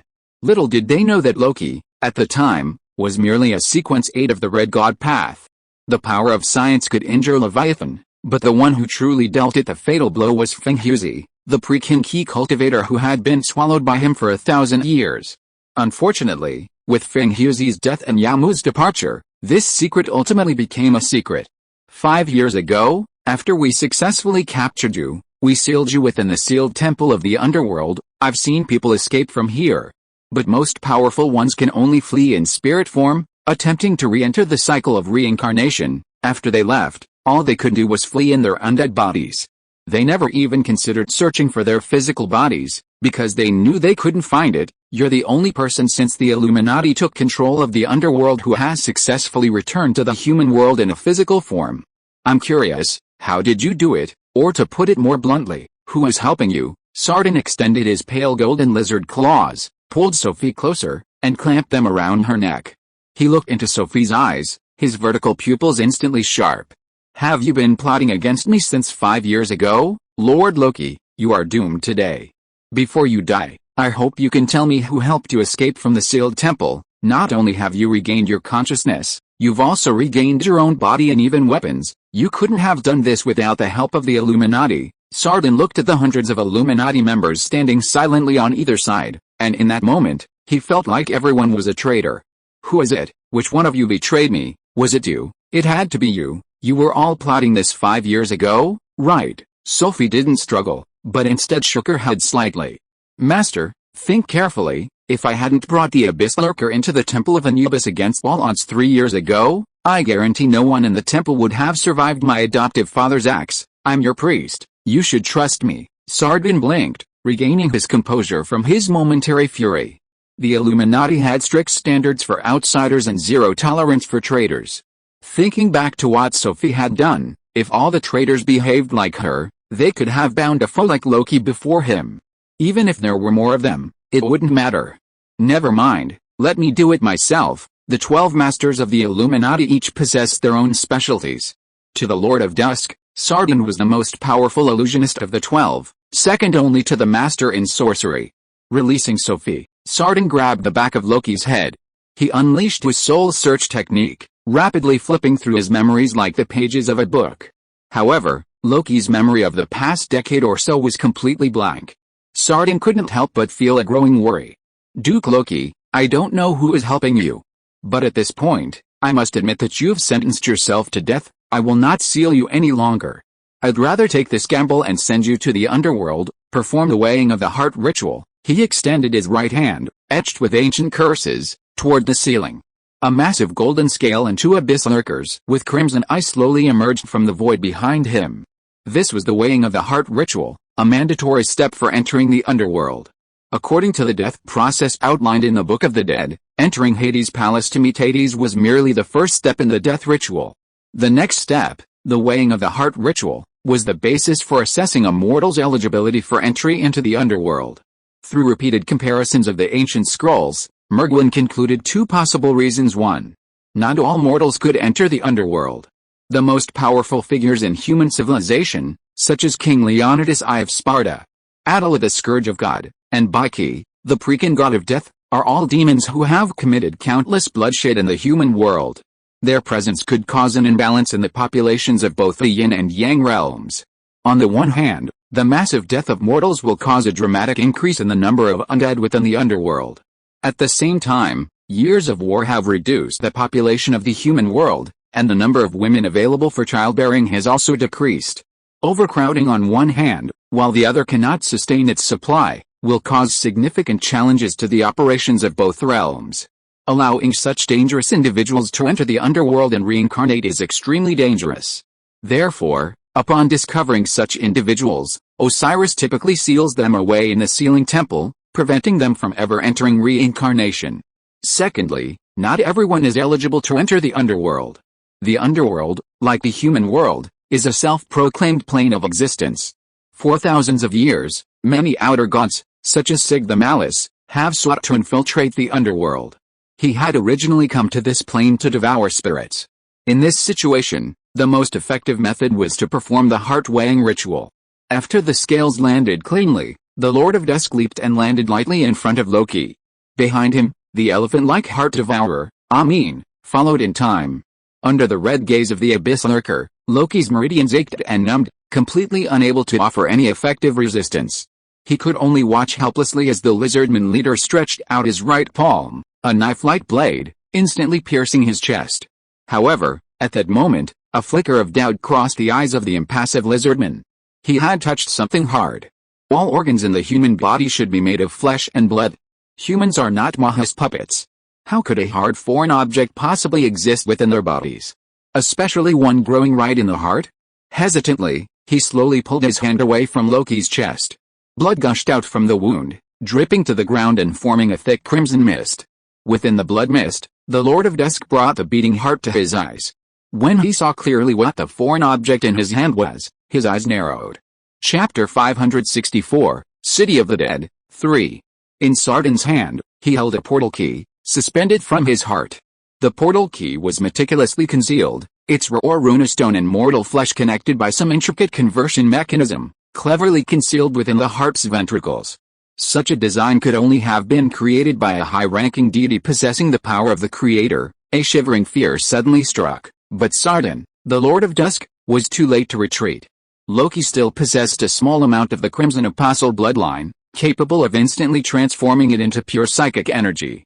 The mysterious figure's entire plan had culminated in this moment. He had calculated that no one along the way could truly harm Loki, that even if he escaped, the invisible bonds of kinship would inevitably return him to the underworld. He also anticipated that, driven by a sense of ritual, Sardan would personally perform the weighing of the heart ceremony within the Hades Palace. This weighing of the heart ceremony was the opportunity for which all his plans had been waiting. The portal key hanging from the heart had been activated by the blood mist. Within the crimson mist, a swirling void portal rapidly devoured the psychic energy within the misty illusion, expanding at breakneck speed. Lord Osiris, help me stop the bleeding from his wound. I must close the portal immediately, otherwise. Sardan hadn't finished his words when a blood-stained hand pierced through the mist and fiercely grasped his neck. This hand belonged to Loki, whose heart had just been ripped out. Sardan held his heart, but his Achilles tendon remained connected to his body. He wasn't dead yet.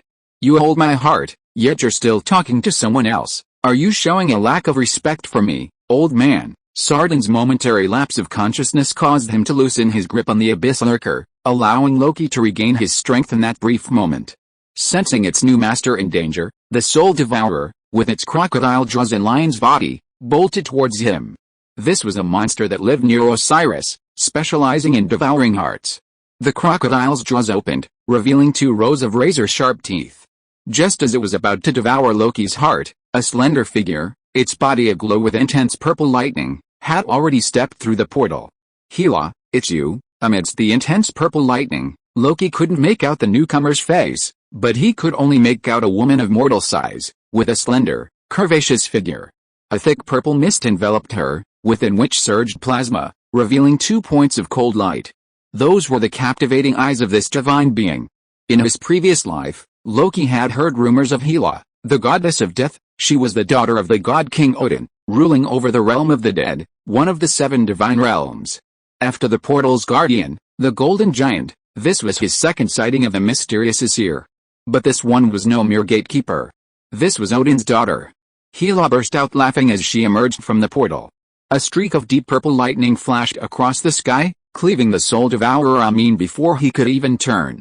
The stout bolt, 3 parts thunder and 7 parts knife-like, sliced the creature in 2. The beast's blood blended into the crimson mist, making Hela's figure even more terrifying amidst the crimson. Old friend, we meet again, suddenly appearing. The goddess of death Hela ignored the others around her and walked straight towards Osiris. I have to admit, the large number of key refining thugs you suddenly gathered are quite formidable.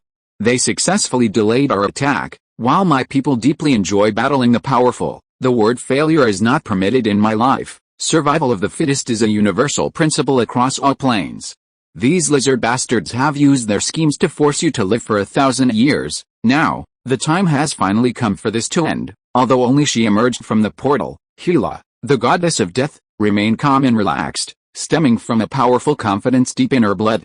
Meanwhile, Osiris was clearly panicking. His reliance on the Illuminati was not without reason. In the past 1,000 years, the kingdom of Egypt had fallen, surrendering first to Rome and then to the Arab Empire. Osiris lost his followers, his subordinates, and everything he had once held on this planet. It's easy to go from thriftiness to extravagance, but it's difficult to go from extravagance to frugality. This principle applies to humans as well as to the outer gods. Once, he was the undisputed overlord of both the yin and yang realms of this planet.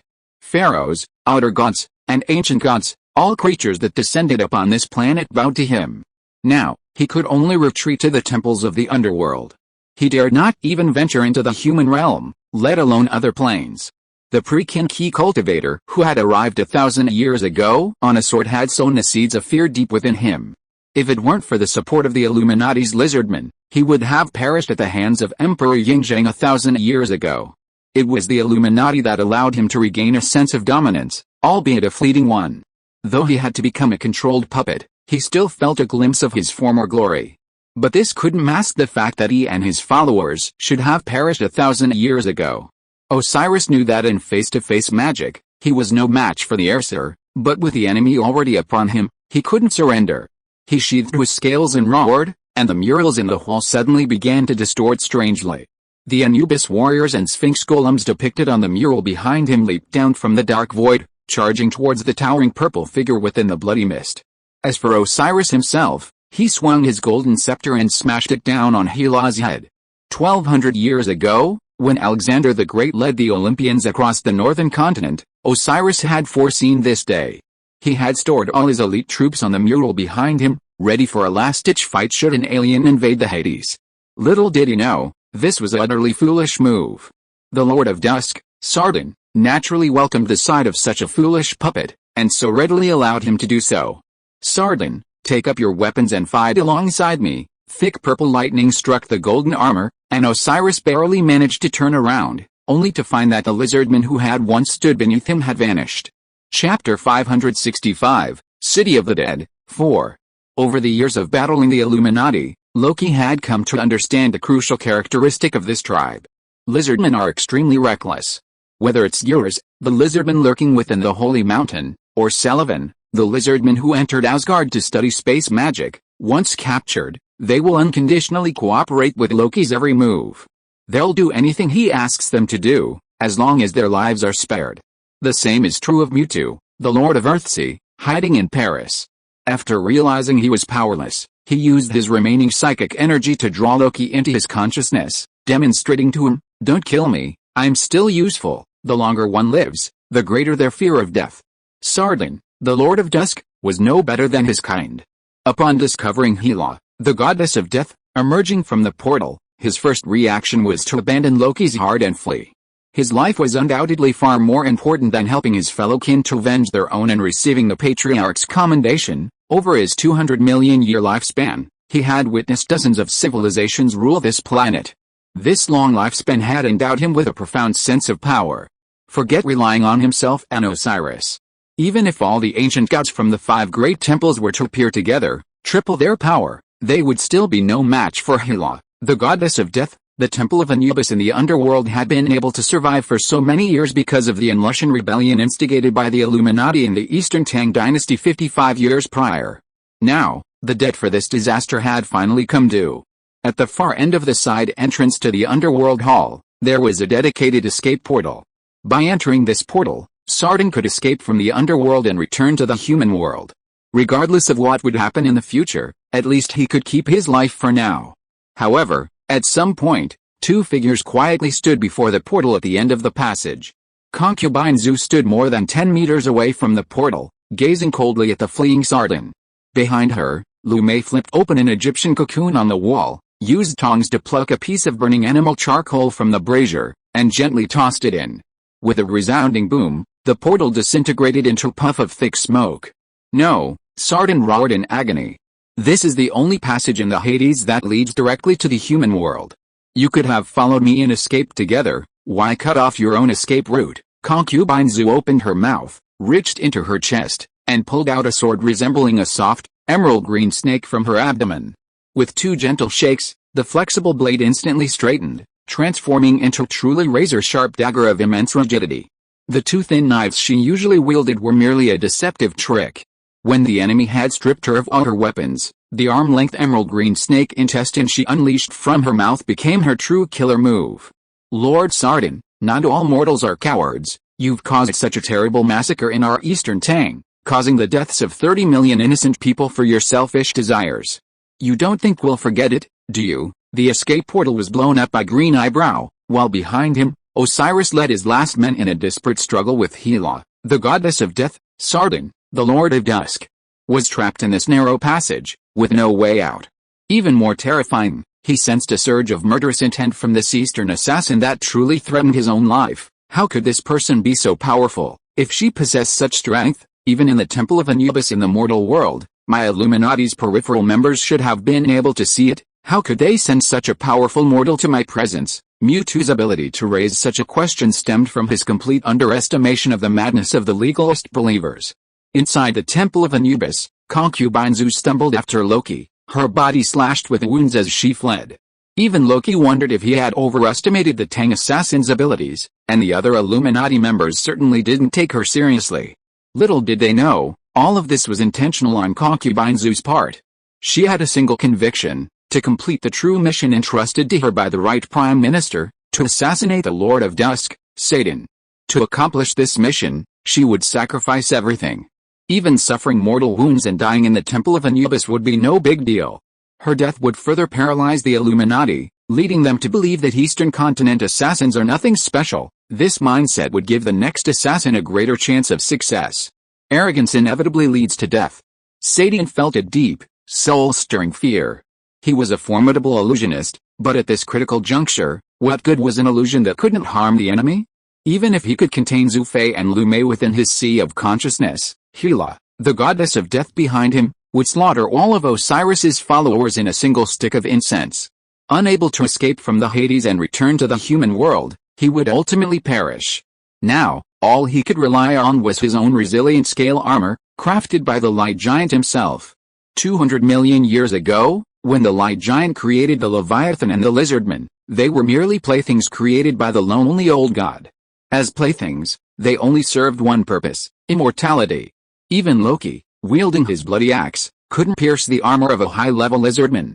The 12 patriarchs, forged by the Light Giant himself, were even more incredibly resilient. In fact, their ability to survive on this planet for so long was, in some ways, due to their armored scales. The same was true for Sardan. He had relied on this tough armor to escape hundreds of life-or-death situations. Unfortunately, today, he encountered Zhu Fei. Behind Concubine Zhu is the legalist school that helped a suffering country get back on track. Chapter 566, City of the Dead, 5. Ever since the Illuminati received Zhu Fei's membership application, their 200 million years of experience have taught them that some hidden conspiracy is highly likely. With this in mind, the Illuminati has been investigating Zhu Fei's team since her first day.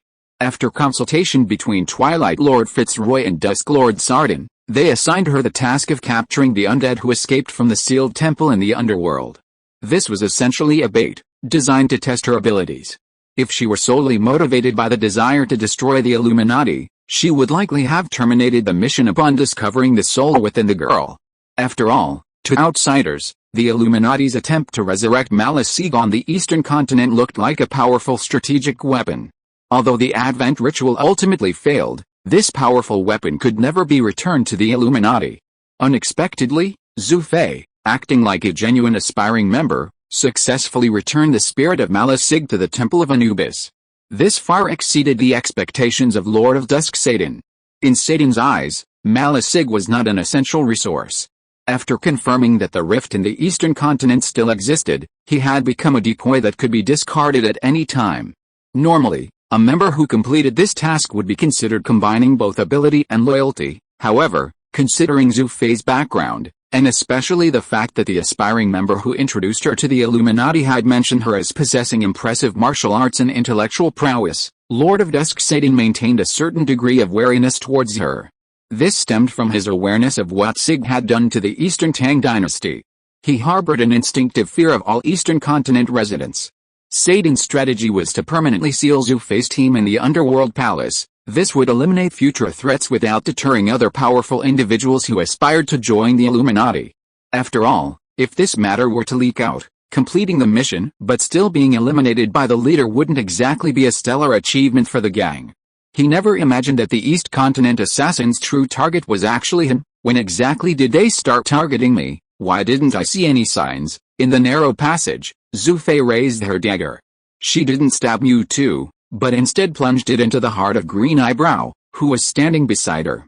Blood gushed out, but after a brief burst of crimson, the blood from Green Eyebrow's body rapidly converged with a green. The gushing green blood clung to the dagger, causing it to glow a chilling green in the narrow passage. Before joining the Illuminati, members knew that Zhu Fei and her companions were assassins, and they were also familiar with the abilities of her subordinates. According to the collected archives, Green Eyebrow's role had long been similar to that of Zhu Fei's handmaiden, and her only special skills were the techniques of concocting assassin potions. Frankly, this ability isn't exceptional. Of course, it's not mediocre either. The high-ranking members agreed to join them on the initiation quest, largely out of respect for concubine Zhu. Many believers even wondered why concubine Zhu would choose a liability like Green Eyebrow when she already had Tang Kai. When Loki and his men appeared before Osiris, Sardan, the Lord of Dusk, believed victory was assured, not even considering why the powerful Seath branch perished in the Temple of Anubis while Green Eyebrow, considered a liability, managed to survive. The answer to this question has only now been revealed. Green Eyebrow is a medicine man, while lower-level alchemists refine potions using crucibles, higher-level alchemists use psychic energy. In the mysterious Eastern continent, the most elite poison masters refine their poisons using their own flesh. Daily contact with a vast array of demons inevitably leads poison masters to absorb large quantities of toxins while brewing venom. If the poison master is also a practitioner of ki-inducing, the venom will be continuously washed by the spiritual energy of heaven and earth throughout the day, eventually merging with the poison master's blood and meridians. These practitioners are known in the Eastern continent as medicine masters. During the Kang era of prosperity, the world was at peace. The cities of the Eastern Tang dynasty flourished, and poison masters transformed themselves into medicine masters primarily to prepare elixirs and help practitioners overcome obstacles in their realms. However, with the increasing frequency of war within the kingdom, in order to more effectively kill powerful foreign enemies, the masters of the legal school began researching how to utilize medicine masters to develop even more powerful toxins. Lu Mei was one of the most powerful among them. The identities of Lu Mei's biological parents are now unknown. When concubine Zhu's superior, the legal teacher Gu Huayan, codenamed Sly Master, rescued him from a wild dog's maw, the skin on her back had been licked by the dog's long, thorny tongue. Gazing at the hushed village behind him, Gu Huayan wondered how much strength the 3-year-old girl had mustered to crawl from the utterly devastated village to the heart of the woods. The war had raged through Henan province for 3 months, and after those long months, there was no food left for 100 miles. The girl had starved for who knows how long before that, so her ability to crawl this far into the woods was a remarkable miracle. Unfortunately, the forests were also devoid of food. After the fleeing villagers left, most of the trees were stripped bare of their bark. The stripped trees lay half dead in the woods, awaiting their inevitable demise. The girl had only managed to find a few grass roots and had just stuffed them into her mouth when she spotted a vicious dog roaming the woods. In the war, all the people perished, so what about the animals that guarded the homes? These stray dogs were lucky enough to have survived the repeated captures of the refugees. They, too, were starving. Upon discovering the slender figure of Lu Mei, they were reluctant to swallow her whole, instead licking her slowly with their long tongues, savoring the hard-earned meal to the fullest. Fortunately, Gu Huayan happened upon her at that moment. In despair, you didn't sit at home and wait for death, but instead dragged your frail body all the way into the dense forest.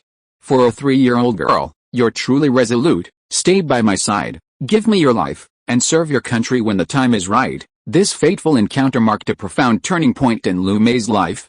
Everything about her was chosen by Gu Huayan, including her surname and future career.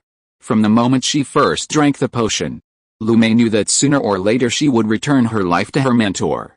Today was the day to do so. With the help of her legalist mentor, she had been granted a long life from heaven, experiencing the many joys of the human world. Before her death, she even helped her companions eliminate a massive cancer hidden within human civilization. She died without regrets. Sardan stared at Zhu Fei in horror. He struggled to escape, but 2 powerful arms behind him instantly restrained him. Dear lizardman, ripping out my heart and running away without even saying goodbye is uncivilized behavior. A thick scent of blood swept from behind him. Loki, covered in blood, had already followed him into the passageway. Sardan struggled desperately, but Loki's strength was simply too much for him to resist. Holding high her dagger, radiating a brilliant green light, Zhu Fei stood before Sardan. Lord Sardan, I hope you will always remember this. Those who offend China will be punished, no matter how far away they are. The emerald dagger, tempered with the life force of the green eyebrow, passed through the lizardman's mouth, piercing his intestines, and then smoothly broke through Sardan's scales. As Sardan howled in pain, Zhu Fei gouged out all of his soft organs, threw them to the ground, and mercilessly stomped on them until they were pulp. Sardan, the biggest mastermind behind the Lushan Rebellion and one of the 12 leaders of the Illuminati, the Lord of Twilight, died. If you are listening to this novel on a channel other than Fanfic World, It means it was downloaded and re-uploaded without effort. We warmly invite you to visit our channel, Fanfic World. There you will find the original version of this story and many other novels of various genres. We look forward to seeing you dive into a world of incredible novels. Chapter 567 The Truth. It took Hela, the goddess of death, a mere 10 minutes to slaughter Osiris, Sieg, and all the Illuminati followers within Hades' palace. 10 minutes later, the crimson blood mist had completely dissipated amidst the intense light and lightning. With a faint scent of burnt hair, Hela stepped over the scattered, darkened remains of the undead and approached Loki. With that, he finally understood the entire story. Everything Loki had experienced during his time in the Black Desert stemmed from an invasion of the underworld by the Aesir, led by Hela, the goddess of death. For a long time, Loki had pondered a question. He and Bakumbush had opened the Asgardian portal at the foot of the sacred mountain and killed the portal administrator who emerged. A pure-blooded god had perished at the hands of two men. Why had the Aesir never considered revenge? In the mountains, even farmers would mobilize their forces to hunt wolves if their livestock perished at the hands of wild wolves. The death of a single living being by a wolf would inevitably trigger a collective outburst by all hunters. But the Aesir made no move. This was completely out of character for them. Even more outrageous, over the next few years, Loki's Vikings entered the portal and traveled to many corners of the seven divine realms. By some unforeseen circumstance, he even freed the frost giants imprisoned in Jotunheim. Later, out of sheer boredom, Bakumbush even organized an army to hunt the fire giant Surtur. Throughout all this activity, the Aesir seemed to have vanished, never revealing their true form to the Vikings. It wasn't until today, when he met Hela, the goddess of death, that he finally clarified this mystery. His assumptions about the Aesir were correct. Despite possessing the power of creation, the Aesir were not human beings with a population of millions. The Aesir, who espoused a strictly elitist education, and the Warsaw Pact, together numbered only tens of thousands. When they decided to wage war, most of the kingdom's inhabitants would have to march through the Rainbow Gate to fight. This inevitably involved the withdrawal of all professional soldiers stationed in the seven divine realms. Hela, the goddess of death, led the Aesir into the underworld precisely because she had captured a spy sent to Asgard by Sardan, the Lord of Dusk. Even ordinary humans would find it unacceptable for a lizardman to slaughter a member of their own clan and then wear human skin, let alone the ever-belligerent Aesir. They dared to peel off the skin of their own people, wear it on their bodies, and then attempt to infiltrate their own people. Furious, the god King Odin dispatched his most powerful daughter to lead the warriors of her tribe in an invasion of the underworld. Thus began the Underworld War. Imagine the human spirits of the underworld falling like straw before the Aesir's sudden arrival. Millennia before, the underworld had experienced several invasions by the outer gods, but this was the first time Hela, the goddess of death, had led a fully fledged army of outer gods. Sardan, the Lord of Dusk, knew that these powerful ancient gods were coming for him. Survival instincts compelled him to devise a countermeasure. Otherwise, despite the vast defenses of the underworld, the Aesir would be like a sharp, poisonous sting, breaking through all obstacles and reaching him.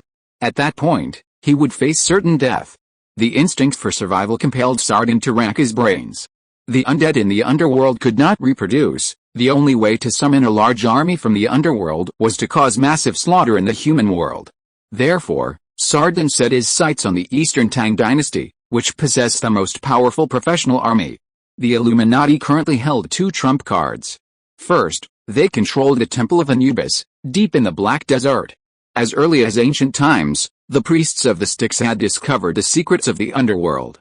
They could use ancient mystical techniques to freely travel between the yin and yang realms and even serve as ferrymen between the two realms, freely controlling the whereabouts of the dead or the landing of the living souls too. They found a powerful fuse.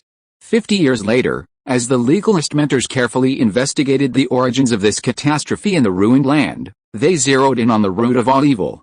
Unlushan, Tang Xuanzong's beloved son. A brief investigation revealed a profound shift in Unlushan's life. Like a chasm. Unlushan was considered a bastard by the people of the eastern land. His biological father was a Sogdian from the western regions, while his biological mother was a Turkic sorcerer who worshipped an unknown evil deity. In the Tang language, his origins were defined as a bastard barbarian, the lowest of the low. Untouchables often engaged in menial occupations. Born a muscular man, and his mother possessed a few tricks of the art of the devil. Unlushan began his life as a thief. In his youth, to support his aging mother, Unlushan frequented the bustling markets of the Silk Road. His targets were varied. In good years, he would steal silk and tea bricks from Tang merchants. During bad years, he would steal cattle and sheep from the people of the western regions. However, thief is a profession that requires careful timing. In times of turmoil, no one would pay attention to a petty thief on the loose, but Unlushan thrived during the Kayun prosperity. Over the decades, the Tang dynasty's power grew, and Tang military control over the western regions became extremely strict. He had only been a thief for 2 years in this promising career when he was captured by the Yaozhou outlaws. An ordinary Laker bastard in the hands of the Tang border guards would likely have been severely punished. However, in court, Unlushan had an idea and roared his surrender to the Jidashi. Yaozhou Jidashi Zhang Shaoxi also noticed that this man was sturdy and skilled in Western sorcery. Even more remarkable was that his life of wandering had enabled him to master the languages of 6 small Silk Road states, including Chechi, Sogdia, and Tacharia. Sparing his life and enlisting him in the army seemed like a good option. A sudden inspiration in court changed Unlushan's life forever. After joining the army, he served as a capture live general. As the name suggests, this was a scout specializing in capturing living people, informants, and spies. He performed his job well, and his military rank rose year by year. From a non-commissioned officer to a lieutenant general, and even promoted to general of the left guard, he became a well-known figure in Yaozhou. But no one's life is smooth sailing. In 738 AD, Unlushan was ordered by Zhang Shaoxi to attack the Khitan. This was his first time leading an army in battle. The outcome of this battle was not smooth. Because of his greed for merit and reckless behavior, he was defeated by the Khitan and fled with his armor and weapons. According to Tang law, he should be executed. At this point in the investigation, the legalist mentors did not find any problems in Unlushan's resume. A Western human, relying on his linguistic talent, strong physique, and a few Western magic tricks, successfully joined the army. He experienced some victories, received promotions and salary increases, but then, like most generals whose names are forgotten in history, he was beheaded after a devastating defeat. However, a problem arose during this beheading. He unexpectedly caught the attention of Emperor Xuanzong of Tang. Chapter 568 The Truth, 2. In 738 AD, the Tang dynasty in the east was at the end of its Kayun period of prosperity, a time when national power was gradually reaching its peak. To the north, the Tang conquered the Khitan, incorporating the 3 northeastern provinces into its territory for the first time. To the west, the Tang army defeated the Turks and Tibetans in battle after battle, advancing all the way to the Pamir Mountains. They controlled much of the Silk Road, akin to grasping a massive cash cow. During the Xianbei period, the world's population reached 200 million, of which the Tang dynasty alone accounted for 100 million. This large population was only one factor, another was the extraordinary wealth per capita. A wealthy country fostered a prosperous economy. From officials to merchants, even shop assistants and farmers working in the fields, everyone enjoyed ample food and clothing. Ordinary people could afford mutton ribs 3 times a day, a lifestyle unique to the Tang dynasty. Prosperous Tang merchants bought up nearly all the cattle, horses, and lambs on the east-west continental bridge, bringing prosperity to the nations of the western regions. Across the vast territory of the Tang dynasty, countless elite troops and generals were commanded by various protectorates. Common sense would dictate that Emperor Xuanzong of Tang, a revered emperor, would never have paid any attention to a general from a distant frontier. Therefore, this incident immediately alerted the then right prime minister, Zhang Jiling. Later generations generously attributed Zhang Jiling with praise, including loyal and dedicated, impartial and principled, outspoken and courageous, and selecting the virtuous and capable. Zhang Jiling indeed made significant contributions to the rise of the Tang dynasty. This stemmed from his gentle and refined demeanor, concealing a keen sense of danger. Emperor Xuanzong's seemingly casual mention of Unlushan's name, this subtle credence, aroused Zhang Jiling's suspicion. Living in the prosperous and peaceful city of Chang'an, the emperor witnessed daily the smearing of brains, dedicated to the country. Hu ministers spared no effort to boast of their achievements, simply to elicit a few words of praise from the Tang emperor. Anyone immersed in such a sweet environment would inevitably lose themselves in the flattery. Zhang Jiling, however, was different. Every 5 or 6 years, he personally visited the border areas. He had witnessed the realities of these loyal ministers and capable generals in the local areas. There weren't so many who devoted themselves to the country and sacrificed their lives for the country. They were all driven by the sheer size of the Eastern Tang. Some, at the very least, massacred Western region civilians after a battle, then placed broken weapons into their hands, allowing them to pass themselves off as soldiers and claim credit. Worse still, they even colluded with foreign tribes, using the Eastern Tang army to support their own sworn brothers and defeating their political enemies. Under the guise of expanding territory, they engaged in treacherous acts. Zhang Zhiling was always extremely strict with his surrendered Western region generals. Upon learning that Li Longji intended to release the defeated general on the pretext of his past meritorious service, he wrote without hesitation, "Lushan is a wicked and ambitious man with a rebellious look. I request his execution to prevent future trouble." Zhang Zhiling, though a prominent prime minister, was no astrologer of the yin-yang school. He certainly couldn't have predicted the bloody chaos Lushan would unleash 17 years later. His supposed rebellious face was merely a pretext for his demise. The right prime minister's position required handling nearly 100 cases daily. Zhang Zhiling assumed that after submitting such a petition, Lushan would inevitably be executed, so he dismissed the matter. He never expected that Emperor Xuanzang, who always listened to his advice, would ultimately release Lushan. By the time he learned of this, he had already returned to the western regions. The emperor's unwarranted interest in a Hu general, even ignoring the prime minister's advice, and his refusal to release him, was already a major concern for the legalist mentor. But Lushan's actions after his return to the western regions only raised further doubts. Before his defeat and his entry into Luoyang, Lushan was a renowned Hu general. He was a skilled warrior, yet a reckless character. Having endured hardship in his youth, he possessed a certain bourgeois detachment. He would drink and prostitute when he had money, and take up arms in battle when he had none, living day by day, never considering what the next day might bring. After escaping a death row, he seemed to transform overnight into a seasoned and mature politician. He mastered the art of conversation, concealing his shrewdness behind a seemingly simple and passionate facade.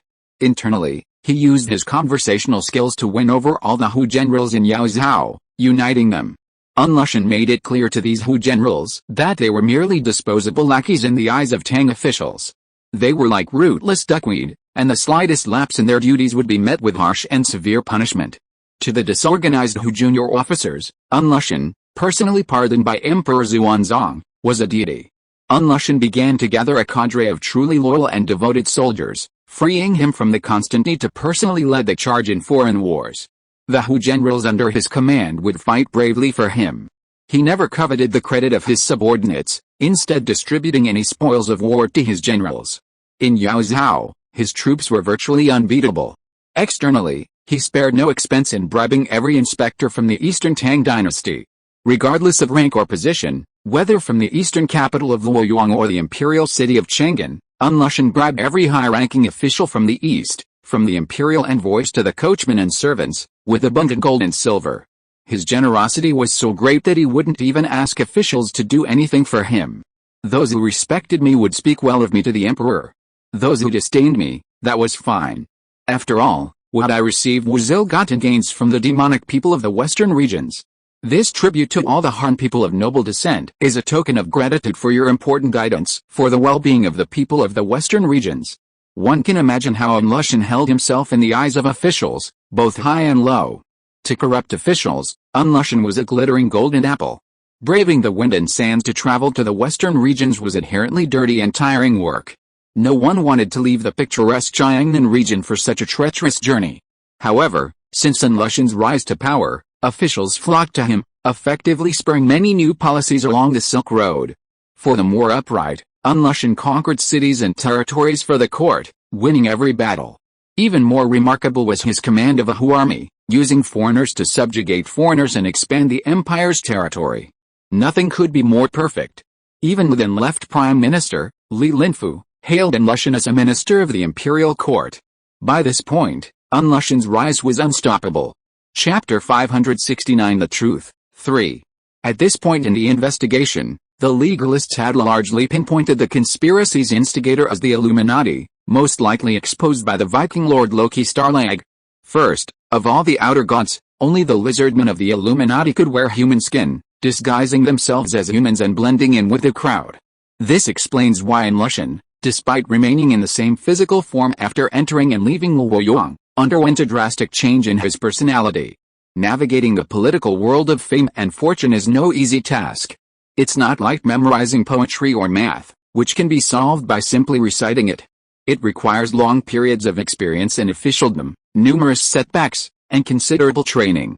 It even requires considerable talent and luck to achieve the ability to be both shameless and ruthless, yet manage to appear benign.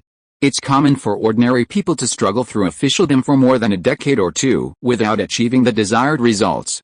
Even more common are those who, after 30 or 50 years, make a single misstep and end up with their entire family executed. However, Lushan was a Westerner who started out as a sheep thief.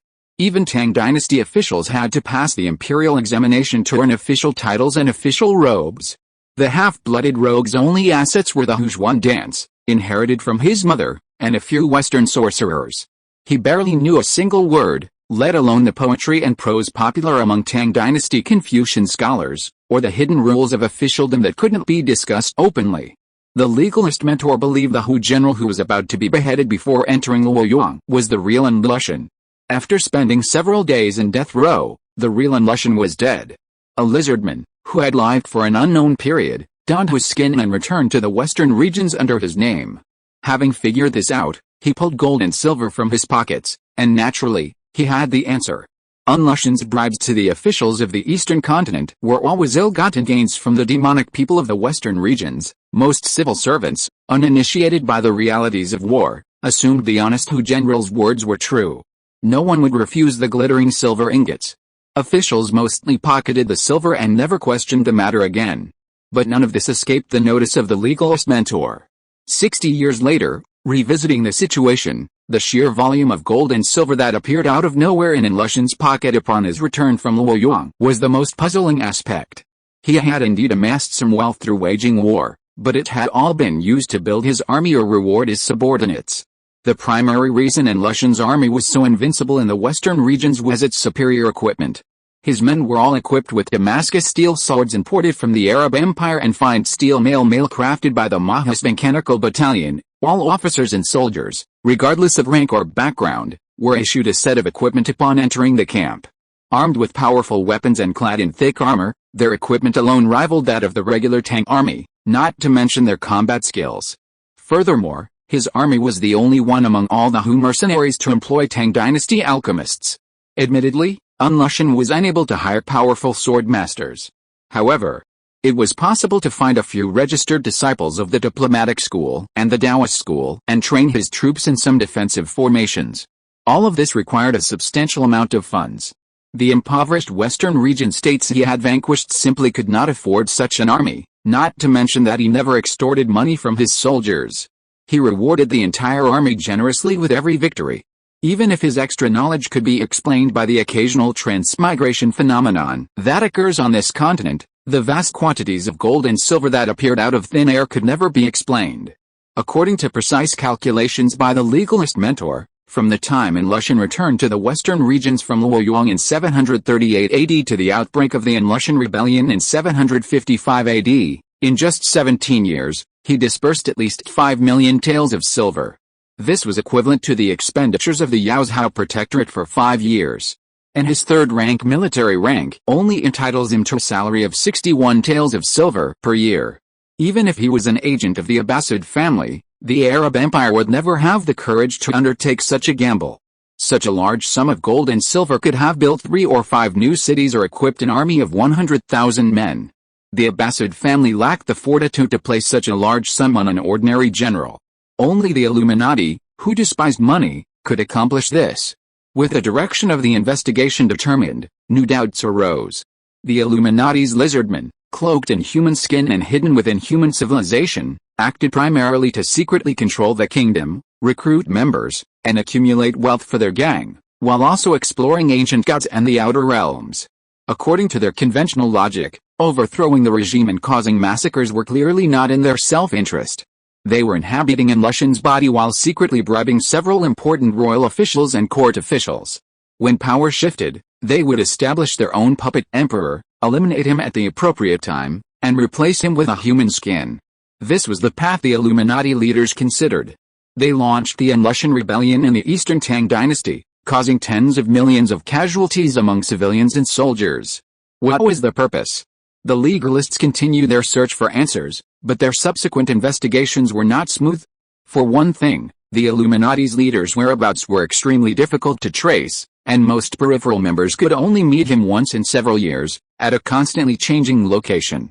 Furthermore, the peripheral members of the Illuminati each had their own missions, and most were completely unaware of the secret society's history and the work of their fellow members. Even if a legalist successfully infiltrated the Illuminati as an undercover agent, they mostly carried out missions reserved for peripheral members. The intelligence the legalists obtained remained very limited. A change occurred 5 years ago. That year, the legalists welcomed a crucial member, Sophie Sterrig, the first person to emerge from the Black Desert. With this, they finally understood what was happening in the underworld beyond the Temple of Anubis. The legalists finally received the answers they had long sought. It turned out that all this was due to the Illuminati's need to defend the underworld against the invasion of the Aesir. Creating a massive war in the East Continent, sending 30 million East Continent souls into the underworld to wage war against the Aesir, would greatly alleviate the pressure on Osiris, the Egyptian god of the underworld. The mastermind behind all this was Sardan, the Lord of Dusk. This all led to the Zhu Fei team's actions. Their ostensible goal was to join the Illuminati. Their real intention was to assassinate Sardan, the Lord of Dusk, the ringleader of the Lushan Rebellion, who was hiding in the underworld. Chapter 570 The Truth. 4. Concubine Zhu's route hadn't planned to involve Loki. Within the underworld, Loki encountered another opportunity. As Loki suspected, his journey into the Sahara Desert stemmed from a vow he'd made with Nefertiti 16 years prior. When Sophie turns 18, I will help her recover her true form within the City of the Dead. 5 years prior, when Sophie turned 18, he and Sophie had entered the desert.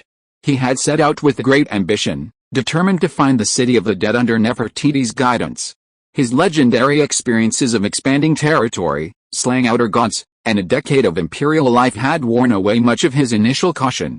With a blood axe in hand and the powerful body of this ancient being, few on this planet could defeat him head-on. It's easy to imagine what such confidence would bring him into the heart of the Black Desert. Even in his wildest dreams, Loki could never have imagined that the heart of the desert had become the Illuminati's backyard. With calculated plans and unintentional actions, the freedmen of this desert were a far cry from the subjects Nefertiti remembered. After entering the Mia oasis, Loki and Sophie both fell into the hands of the Illuminati. Far from civilization, even with a vast empire encompassing the North Sea, Loki's cries were unanswered. In this desperate situation, Sophie stepped forward. She knew that if she didn't act immediately, both Nefertiti and Loki would be sealed away forever. Quickly devising a plot, she fabricated a story in which she had followed Old Valder since childhood, was captured by Loki, and then imbued with the pharaoh's soul. In Sophie's story, Loki entered the Black Desert in search of the secret gold and silver treasures Nefertiti had spoken of. She made no mention of searching for a body. Surprisingly, this story resonated perfectly with Sardan, the Lord of Dusk. First, he knew Sophie's origins. It was he who had personally taught Old Valder how to train his soul box when he had just joined the Illuminati. In other words, he had seen Sophie in her youth and knew she had once served Old Valder. Her stories were true. Secondly, the Viking practice of abducting children and bringing them into their fold was well known throughout the Western continent. Western nobles even used the insulting term salt sons and salt wives to describe illegitimate children born without fiefs or titles of succession, or those born from fleeting relationships. This was primarily because the Vikings held little regard for these captured children. If they could survive the turbulent times, they would join them on long ships and plunder. If they starved or froze to death, that was fine, they weren't their own children. In Sardan's eyes, the idea of 18-year-old Sophie harboring a murderous female pharaoh was pure torture. Of course, the most important factor in saving her life was the Egyptian mystical arts Sophie had secretly learned over the years from the pharaohs. It's important to remember that 2,000 years had passed since Nefertiti ruled the desert. With a rapid decline of the freedman population, many ancient arts had long been lost. The temples in the Black Desert had become a crucial trump card for the Lord of Dusk, Sardan, to maintain his gang's dominance. Although he still had some concerns, with both Nefertiti and Loki sealed away, Even if this sacrificial soul developed feelings for them over time, she wouldn't be able to cause much trouble alone under the watchful eyes of so many Illuminati followers. Mortals all seek a comfortable life. With a little more time to fully witness the Illuminati's terrifying power, Sardin was certain no mortal would refuse to become an Illuminati follower. Relying on improvisation, Sophie remained a lone member of the Illuminati. As a sleeper, she wanted to rescue Loki, but she knew it couldn't be rushed. When she first joined the Illuminati, she was under constant surveillance by external members, and saving lives required immense patience. The first task she faced was to find Loki's imprisonment. This search took 5 years. First, Loki was sealed in the underworld. This explained why, when Old Hash discovered him, his pockets were filled with black oil and flowers that didn't exist in the mortal world. Second, all the killer gods who had profoundly disrupted the cycle of death and mortal throughout human history were sealed in scattered sealed temples. To prevent extremist groups from invading the underworld, these demons were released. The sealed temples were located in dozens of hidden corners of the underworld, making finding any one of them a difficult task. Sophie's life was incredibly difficult during those 5 years. On the one hand, she had to guard against the constant surveillance of the Lord of Dusk, Sardin, and on the other, she had to teach divine arts and build up the first wave of her own forces. She possessed these abilities thanks to the spiritual guidance of the powerful pharaoh Nefertiti, which she had practiced since she was 8 years old. After 5 long years, Sophie finally discovered the location where Loki had been imprisoned. She then began a series of strategic plans. In the human world, she began secretly contacting the legalist school, a resurgent force rising from the ruins of the eastern continent. She knew that if she could tell them everything that had transpired in the underworld, these politicians, rising from the depths of adversity, would inevitably take action. Ideally, they could eliminate the Dusk Lord, Sardin. Even if they couldn't, they could at least plunge the desert into chaos. In the underworld, she sent spies to contact the Aesir, who were locked in a desperate struggle against the Tang dynasty's undead. After the Anshi rebellion broke out, 30 million Tang dynasty undead suddenly flooded into the underworld. This powerful force, seemingly unseen, immediately launched a siege against the invading Aesir. The Aesir, led by Hela, the goddess of death, were astonished to discover that this wave of undead descending from the sky was not only numerous but also immensely powerful. The soaring swordsman of the great Tang dynasty was no match for the Aesir storm acolytes and battle priests. Their once crushing offensive had morphed into a desperate struggle, with countless corpses left on the battlefield, becoming fertile soil for the underworld. Hela, the goddess of death, resisted the pressure simply because of her vanity of invincibility. Sophie, who found her in this difficult moment, proved a life or death aid. After discovering Loki's imprisonment, the powerful Hela led the Aesir into the place, utilizing ancient Aesir technology to seal a portal key within his heart. Only the strong bloodline of the ancestors could endure such a foreign object growing within their vital organs.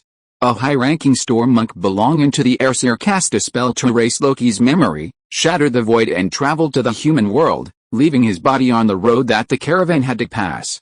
Then, he woke up alone in the yellow sand. After a few days, he met the Hash caravan. Chapter 571 God Killing.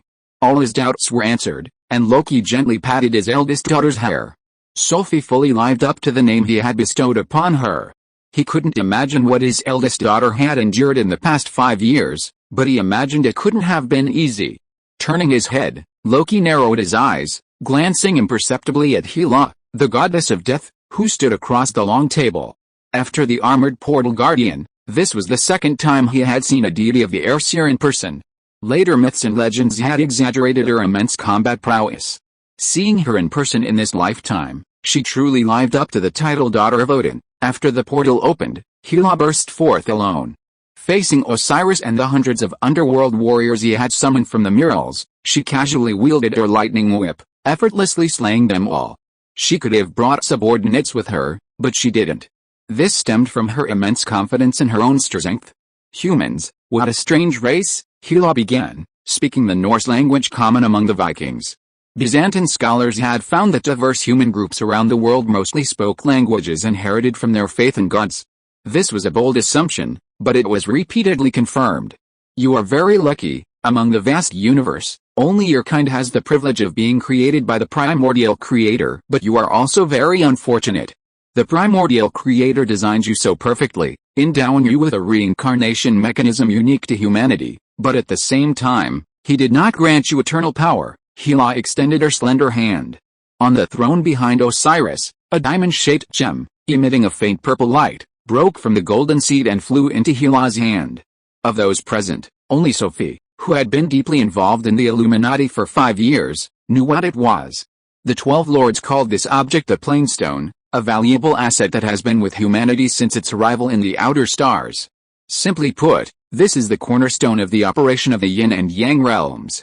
The human race is able to operate according to the laws of life, death, and immortality of the soul, and the existence of the underworld is entirely due to this unassuming stone. 10,000 years ago, following the momentous event of Nuwa mending the heavens, the outer gods' access to Earth was completely blocked, and humanity began to gradually degenerate. Around 5,000 years ago, ancient Egyptian civilization rose like a comet along the banks of the Nile. All of this was due to the arrival of Osiris. He was the first outer god to discover the floor after Nuwa mended the heavens and returned to Earth.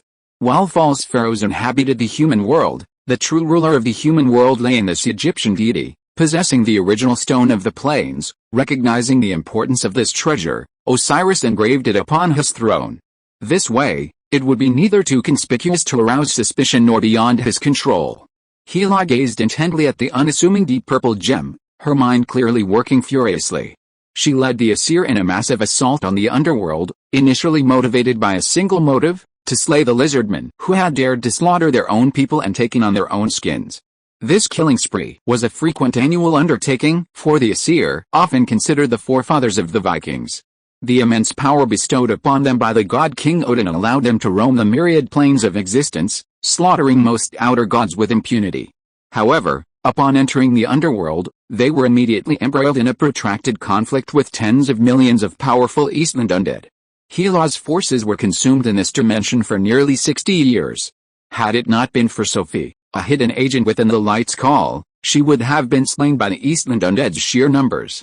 In this process, she discovered the resilience of the human race. Though individually weak, collectively, they could leverage their numbers to create immense trouble for Hela's forces.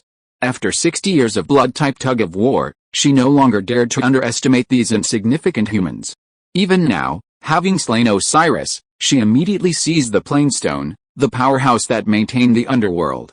This power stone controls a whole new plane, a plane filled with so many powerful undead warriors, even more formidable than the Warsaw Pact. If you present the power stone to my father, my 7 divine realms will expand once more. Throughout her long life, spanning tens of thousands of years, Hela had seen countless rare treasures across many planes. The 7 divine realms ruled by the Aesir were precisely the ones that god King Odin and his subjects had seized from foreign tribes through bloody battles tens of thousands of years ago. It took a protracted battle to finally slay Osiris. Holding the Plainstone, Hela felt a warmth emanating from it, and a boundless desire to possess it welled up within her. Her entire mind was captivated by the exquisite toy in her hands, as she fantasized about commanding and enslaving the countless undead souls of this dimension, completely oblivious to the fact that Loki had left nearby. Loki approached concubine Zu, extending his blood-stained hand and seizing the dagger, still gleaming with green eyebrows life essence. Elsewhere, Sophie's eyes widened in horror. Ever since living with Loki, she had known her adoptive father to be utterly insane, but she had never imagined he could reach such a level of madness. She watched helplessly as he approached Hela, raised his dagger, and plunged it along Hela's slender neck, piercing the lightning-wrapped, white skin. Hela, the goddess of death, reveled in the joy of triumphing over a formidable foe, had never imagined that this mortal, heart ripped out and half dead, would dare attack her. Furthermore, she had underestimated the indestructible poison-laced dagger, made possible by Green Eyebrow's sacrifice. The cold blade pierced her neck, causing her to wail in agony.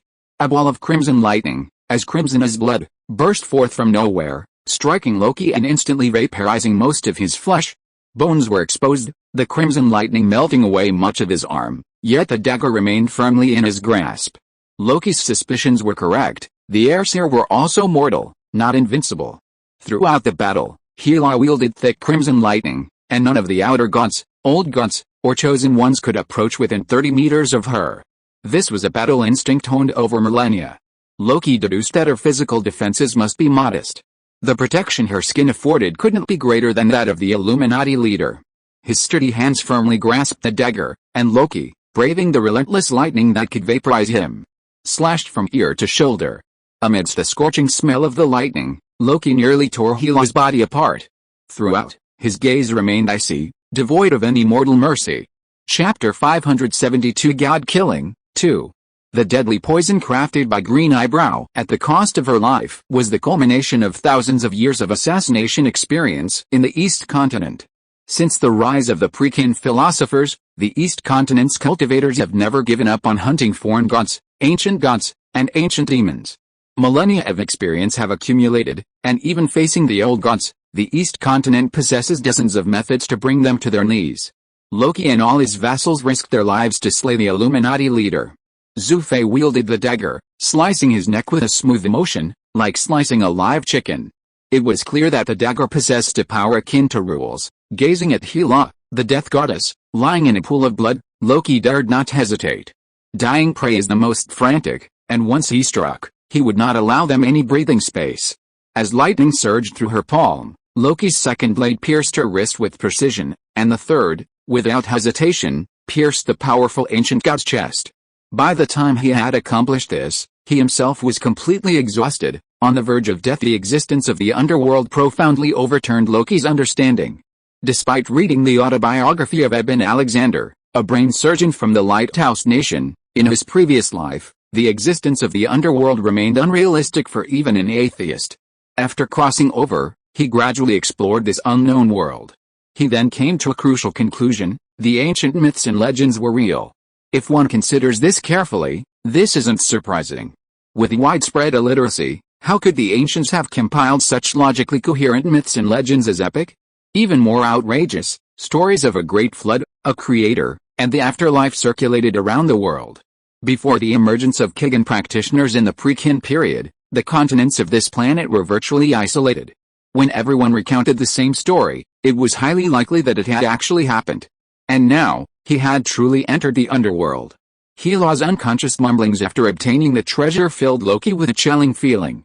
He knew in his heart that this person must not leave the underworld alive. First, human civilization must not become a slave to alien forces. Despite the slaughter of their own kind, leaving mountains of corpses scattered across the land, as long as those who survive remain human, prosperity will eventually return. But if we become the playthings of the outer gods, with even our lives and deaths controlled by the Aesir, think of the chickens and ducks waiting to be slaughtered in the pens, the cattle and horses working the fields. Loki couldn't imagine what the future of human civilization would hold. Secondly, of the 13 paths of advancement described in the saga book, none involve Hela, the goddess of death. Eliminating this ancient god would have no impact on the combat effectiveness of his own troops. She had entered the Hades palace alone through the portal, and Loki was unacquainted with any Aesir witnesses. Eliminating her now would not risk the wrath of the Aesir. Finally, it was because of the army under her command. Through this conversation, a crucial question in Loki's life had been answered. 15 years ago, he and Bakambush slew the portal guardian, annihilated all the lizardmen within Asgard, and even released the imprisoned frost giants. Far from being stopped, these actions hadn't been stopped. On the contrary, he hadn't seen a single Aesir in those years. It turned out that most of this tribe's forces had been drawn into the underworld by Hela, the goddess of death, to wage war against Osiris. He couldn't let this war stop.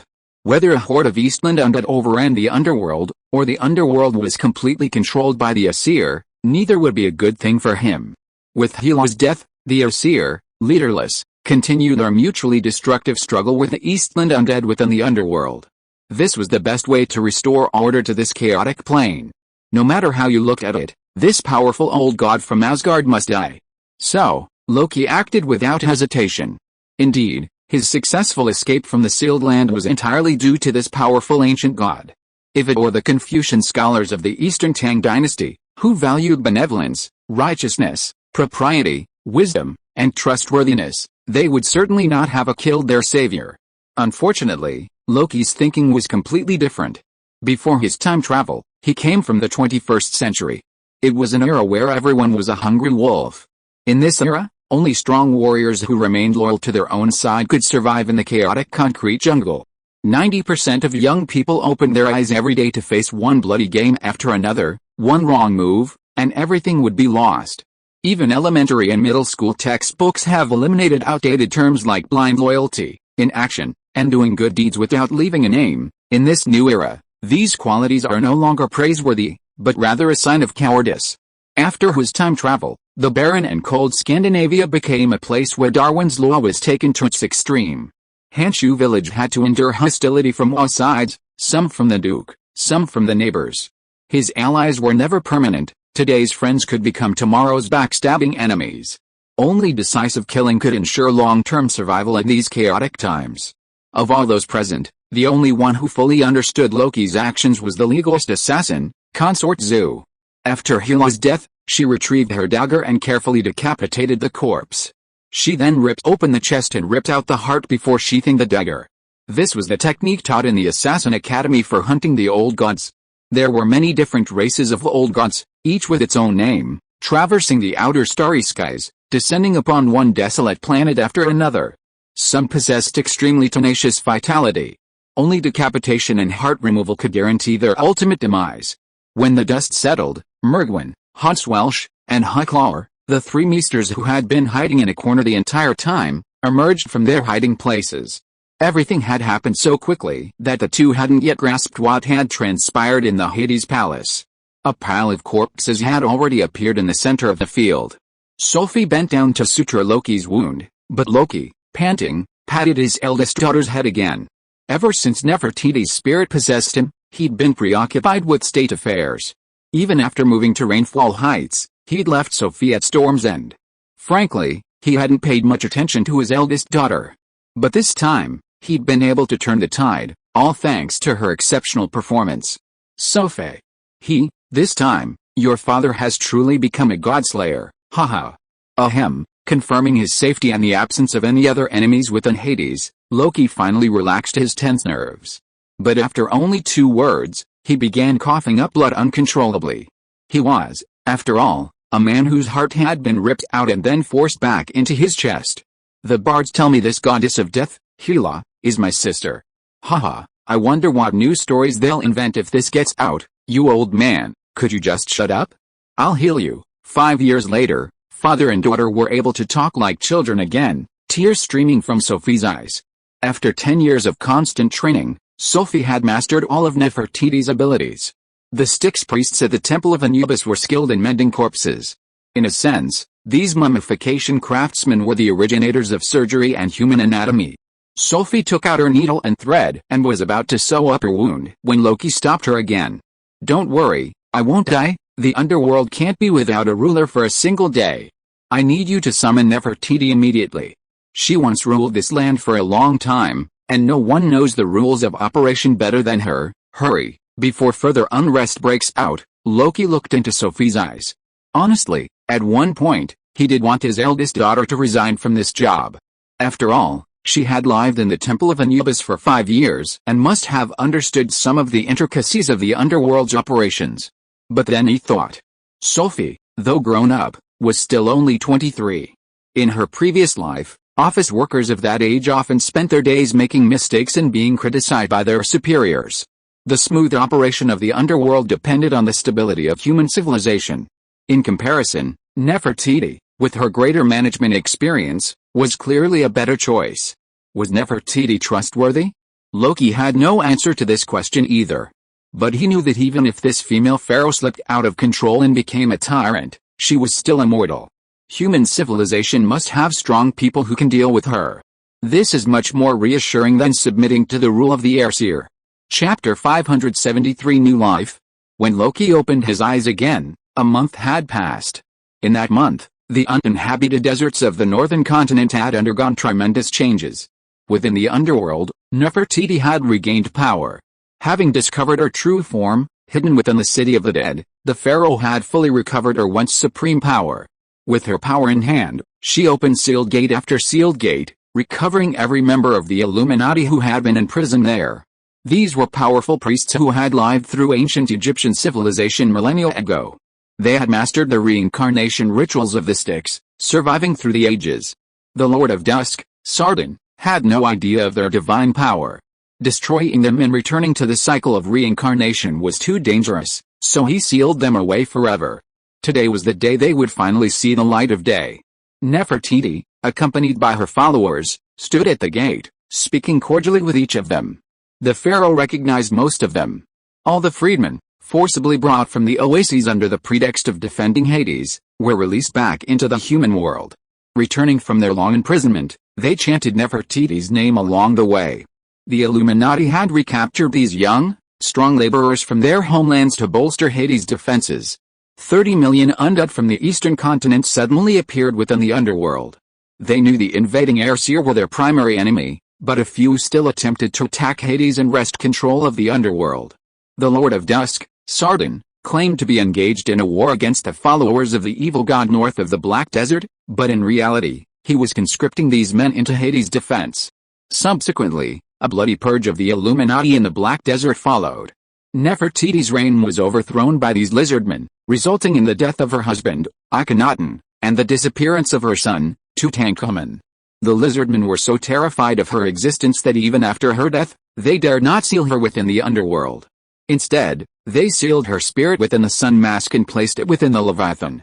They feared that the pharaoh's remaining followers would release her soul and free her. It was easy to imagine what Nefertiti, now fully restored to her true form, would do to them. Aiding her was Sophie, who had served as the vessel for the pharaoh's soul for the past 10 years. During her 5 years as a member of the Illuminati, Sophie had successfully become a member. She had identified every member of the Illuminati, including their agents and spies lurking in the oases. Relying on Sophie's searching, Illuminati followers seeking to escape were forced to walk alone into the vast desert. Frankly, this was little different from suicide. The pharaoh's return to reality signaled the re-emergence of the ruler, bringing unprecedented unity to the 5 great temples deep within the Black Desert.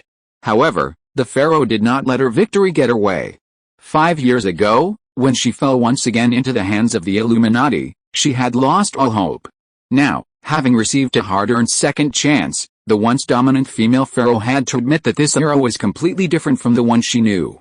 2,000 years ago, when Nefertiti ascended to power, ancient Egypt, though slowly declining, remained the undisputed hegemon of the Mediterranean. But now, with only a few 100,000 members left in their tribe, all they could do was hold on to this desert. The false pharaoh towered above the desert, while the real pharaoh commanded the underworld, maintaining the order of the yin and yang realms. Within the underworld, the war between the Aesir and the undead of the eastern continent raged on. Though Hela, the goddess of death and their greatest power, was no longer with them, the unfinished battle could not be taken lightly. Above the desert, Sophie became the de facto ruler of 5 oases when Loki awoke. He had returned to the human world. He was currently residing in a lakeside palace within the Mia oasis. A dozen maids, clad in light golden veils, stood at the doorway, waiting to serve him. Loki, Sophie, Mergwin, and even Old Hash were all inside. After successfully resisting the attack of Anubis's warriors, all other members of Hashma's gang, led by their security captain, Abdul Els, immediately withdrew from the city. However, Muhammad Hash, now elevated to the rank of Immortal Ash, remains within the city. He knew his escape was likely due to Loki's sudden attack. He was now convinced that the Viking who had emerged from the desert was the mighty king of Paris. The Ashman was immortal. Having transformed his entire body into the elements, he needed neither food nor water, surviving like a rock. In his monstrous state, ordinary swords and knives could not harm him. He had to do his best to see if he could help Loki. Part of the motivation was, of course, to repay a debt of gratitude, but 90% was driven by his inherent merchant mentality. The Academy on the plate is certainly impressive, but if it could be taken a step further and the King of Normandy on the plate, it would be a true blessing from heaven. Old Hash lingered outside the temple gates for a long time, ultimately achieving an easy win. "Are you sure you want to take this job?" Sophie hesitated to speak, but before she could answer, Loki interrupted her. "Your father is incredibly powerful now. Although my memories are gone, according to these new friends, Scandinavia, the English Isles, and most of France are our territories. To the east, we have Bakambush. To the west, we have Nefertiti. It's said that Merindin is doing well in Byzantium. And you are my eldest daughter. Come back to the western continent with me, and you can live as you please. If you want to go to the Eastern Tang dynasty, just follow concubine Zhu. If you want to sleep with young men, Your father can find you 1,000. They'll line up and do everything they can to please you, even the pools of wine and forests of meat that the Eastern land poets often talk about. Anywhere, isn't it better than eating sand in this endless desert? Sophie looked at her talkative father and shook her head gently. Loki understood why Sophie wanted to stay. She was born in this desert 24 years ago, then abducted by Old Wade, a peripheral member of the Guangzhou society, and turned into a soul box without any intelligence. No matter how prosperous the outside world may be, this desert remains Sophie's roots. Not to mention, after years of serving as an Illuminati agent, she's completely acclimated to this land. Loki understood her meaning and waved his hand, silently remarking, although the overall environment is somewhat harsh, living in the oasis, with caravans and merchants arriving daily to trade, life is more than acceptable. Furthermore, having successfully defeated the Lord of Dusk, Sardan, and sharing a deep trust with Nefertiti, Sophie is a renowned figure in this desert. No one could bully her if she stayed here. While the bodies of the ancients possessed powerful healing abilities, the injuries Loki suffered this time were unprecedentedly severe. After ensuring he was fully recovered, the friends who had come to visit him departed, leaving him to rest alone. Hungry, Loki grabbed a nearby plate of roasted snakes with spices and roughly rolled up a large piece of bread.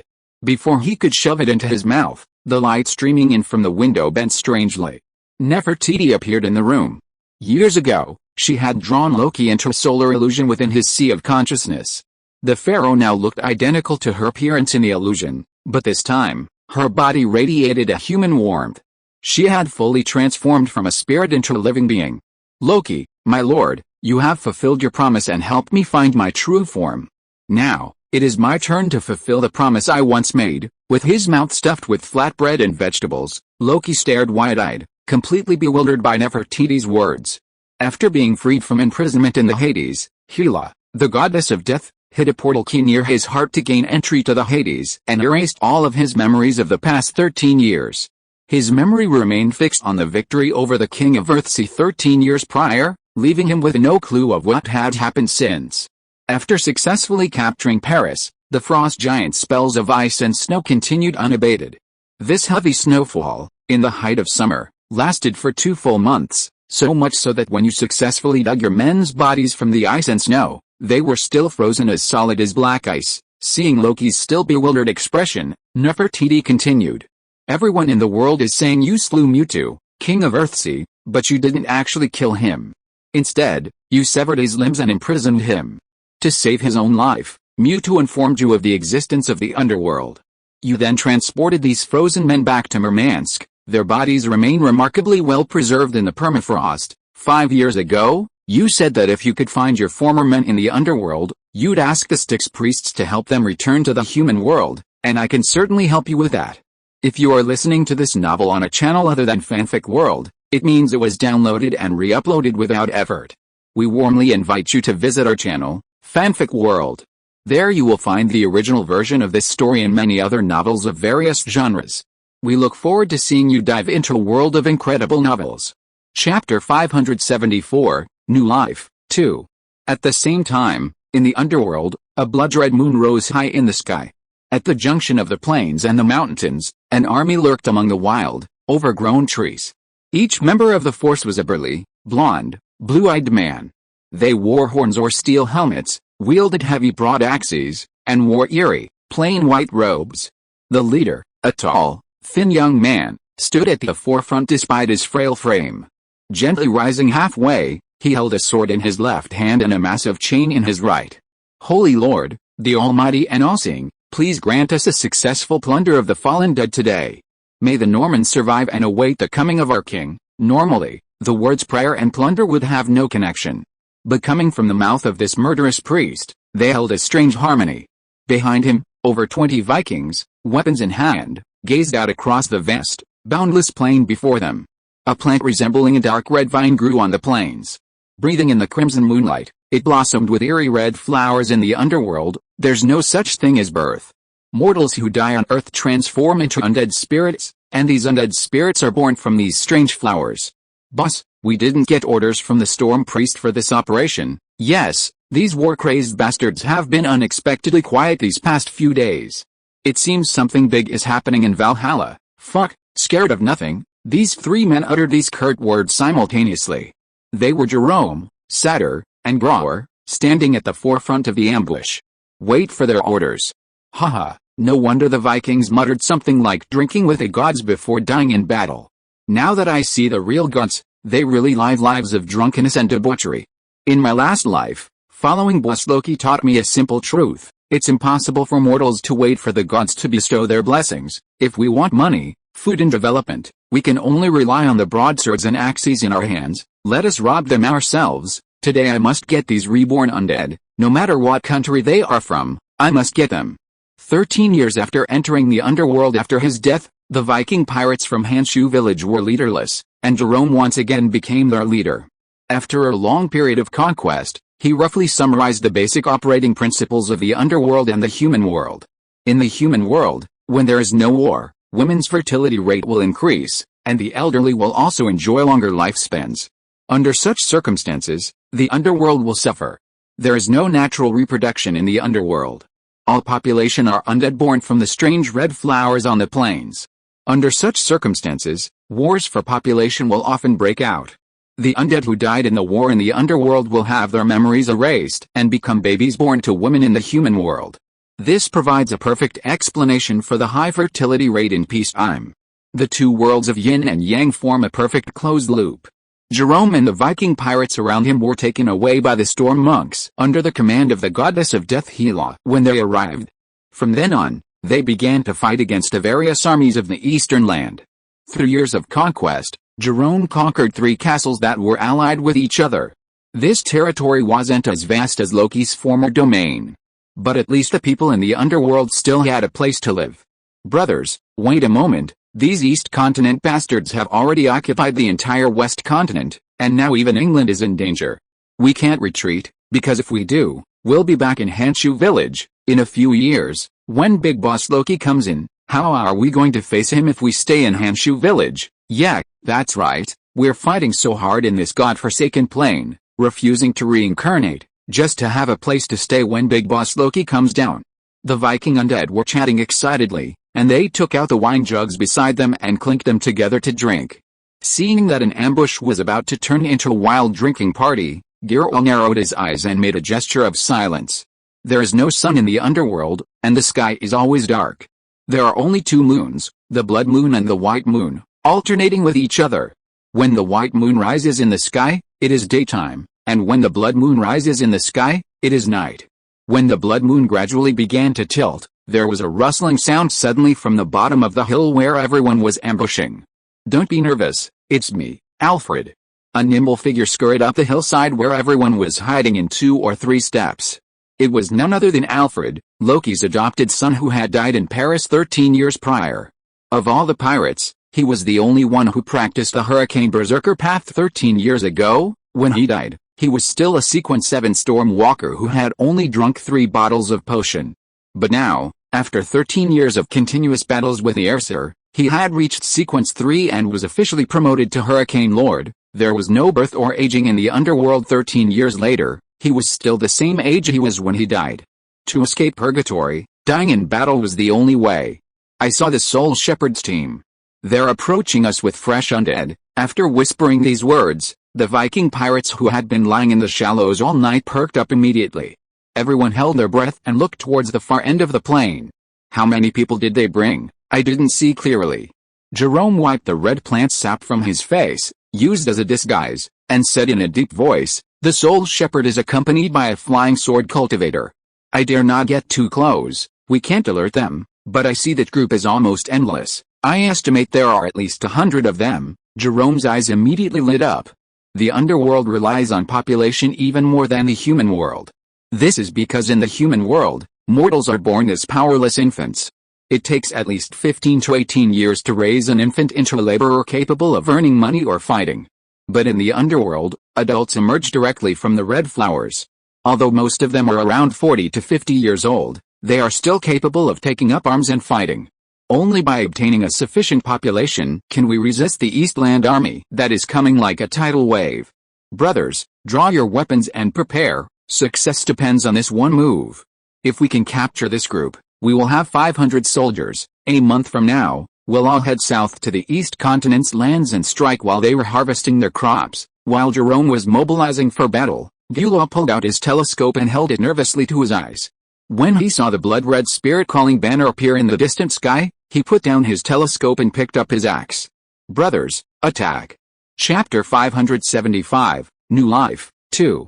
There was no rule to the Viking charge. Over 40 massive men leaped from the low hills, like a herd of hungry wild boars, swarming towards the Eastland Soul Shepherd, who was leading the advance along the coast. Seeing the throng of powerful men charging towards them, the Soul Shepherd rubbed his eyes, unable to believe what he was seeing. Though they wore strange linen robes, they wielded axes and wore horns on their heads. It was clear they were Vikings. But Viking lands only encompass 1/3 of the English Isles and the barren Scandinavia. How had they managed to cross England, cross the English Channel, and then march hundreds of miles to the outskirts of Paris, surrounded by millions of troops?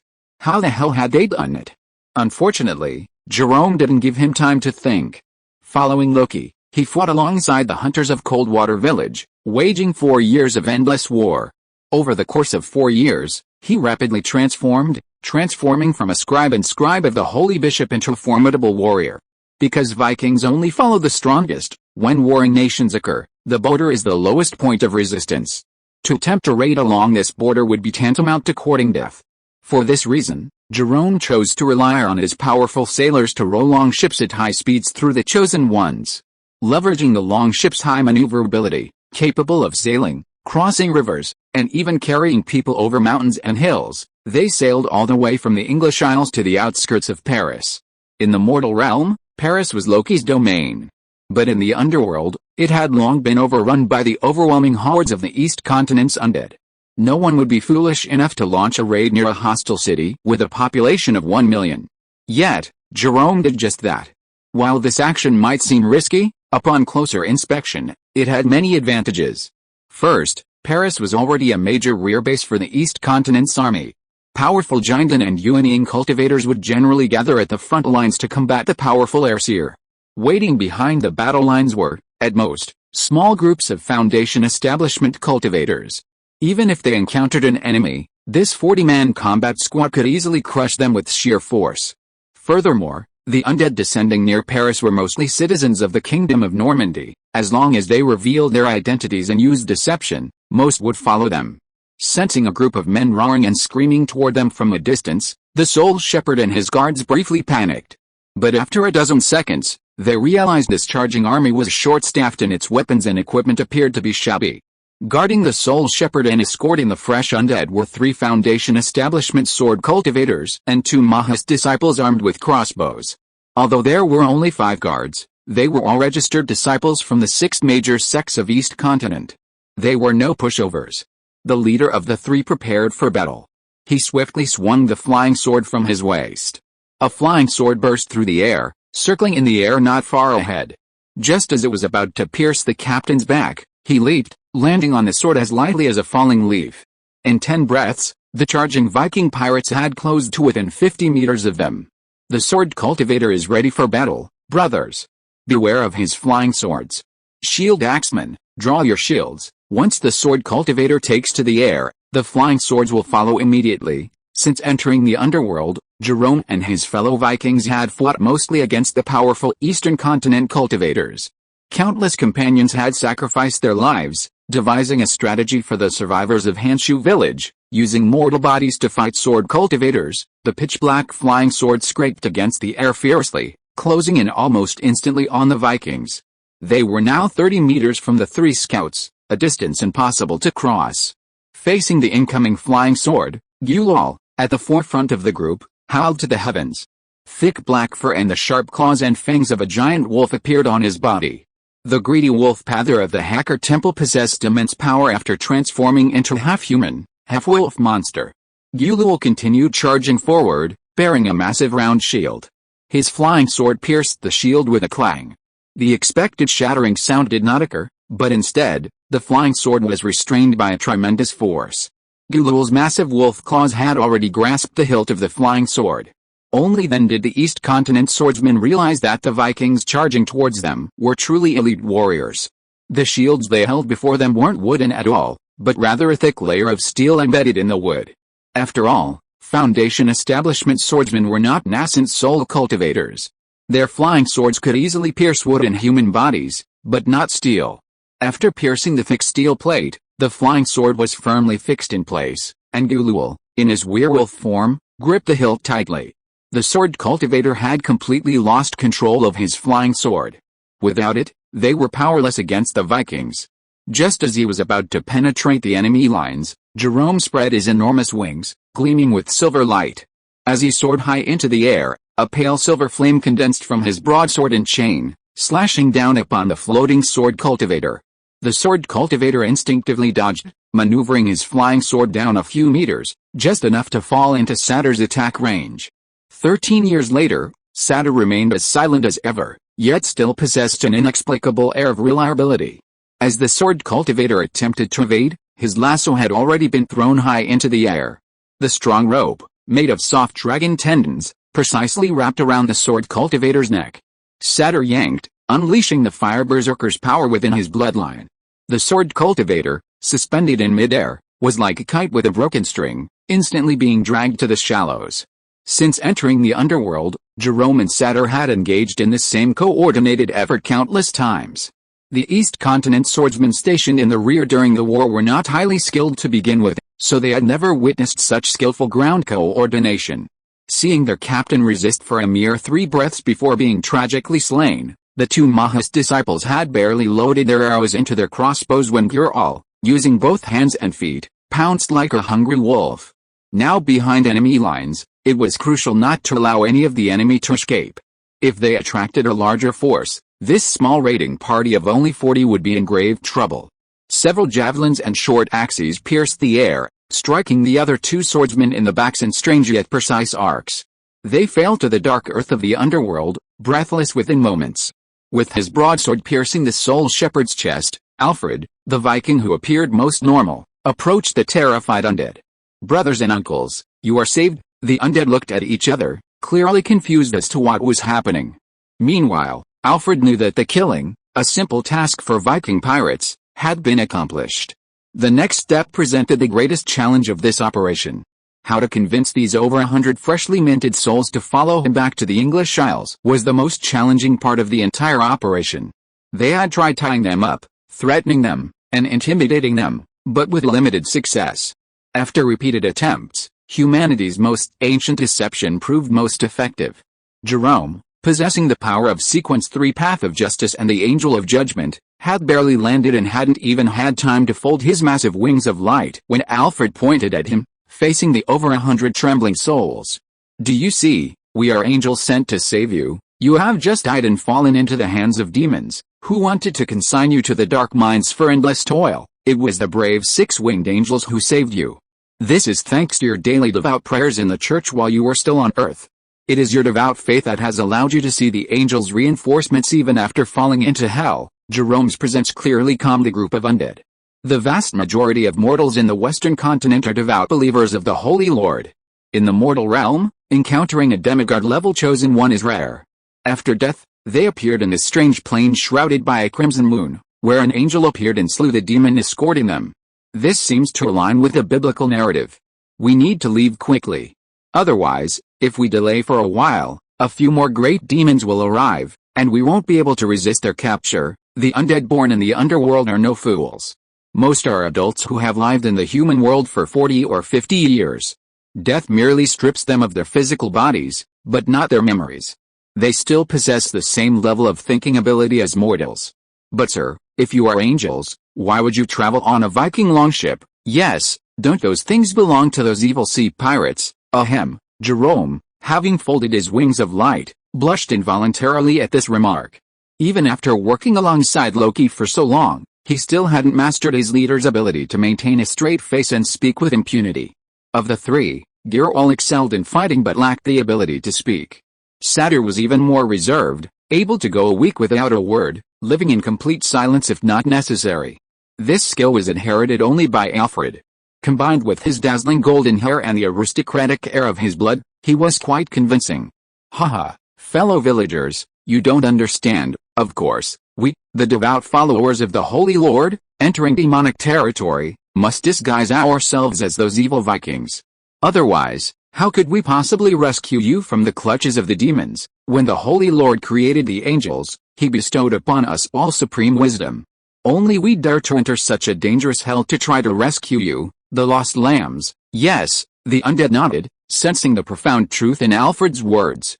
In biblical stories, heroes who braved adversity and saved people from disaster often resorted to extraordinary means, often incomprehensible to the world, in order to more perfectly carry out the will of the Holy Lord. Not to mention, their attire is quite alike. Sir Angel, please retract your magical powers immediately, or you'll attract the demon again. Everyone present tensed their faces, trying not to smile. Jerome blushed deeply. Before his death, he would never have resorted to such deceptive methods to acquire people. However, after entering the underworld, under the pressure of Darwinian laws, he had to make changes to ensure the survival of his friends. Seeing that his verbal deception had achieved its intended effect, Jerome waved his hand, and the Vikings began to swarm and push the half-believing French undead onto the longship. May the holy light one day reach this god-forsaken land. If a woman's belly could still bear a child, why would all this effort be necessary? Jerome muttered softly as all the undead were loaded onto the longboat. However, at that moment, several layers of dark ripples appeared out of nowhere in the dark river waters to the side of the longboat. Amidst the rippling waters, a figure emerged from the center of the black waters. Jerome looked at him, his eyes wide with fear. Loki. End of this chapter. Thank you so much for reading until the end.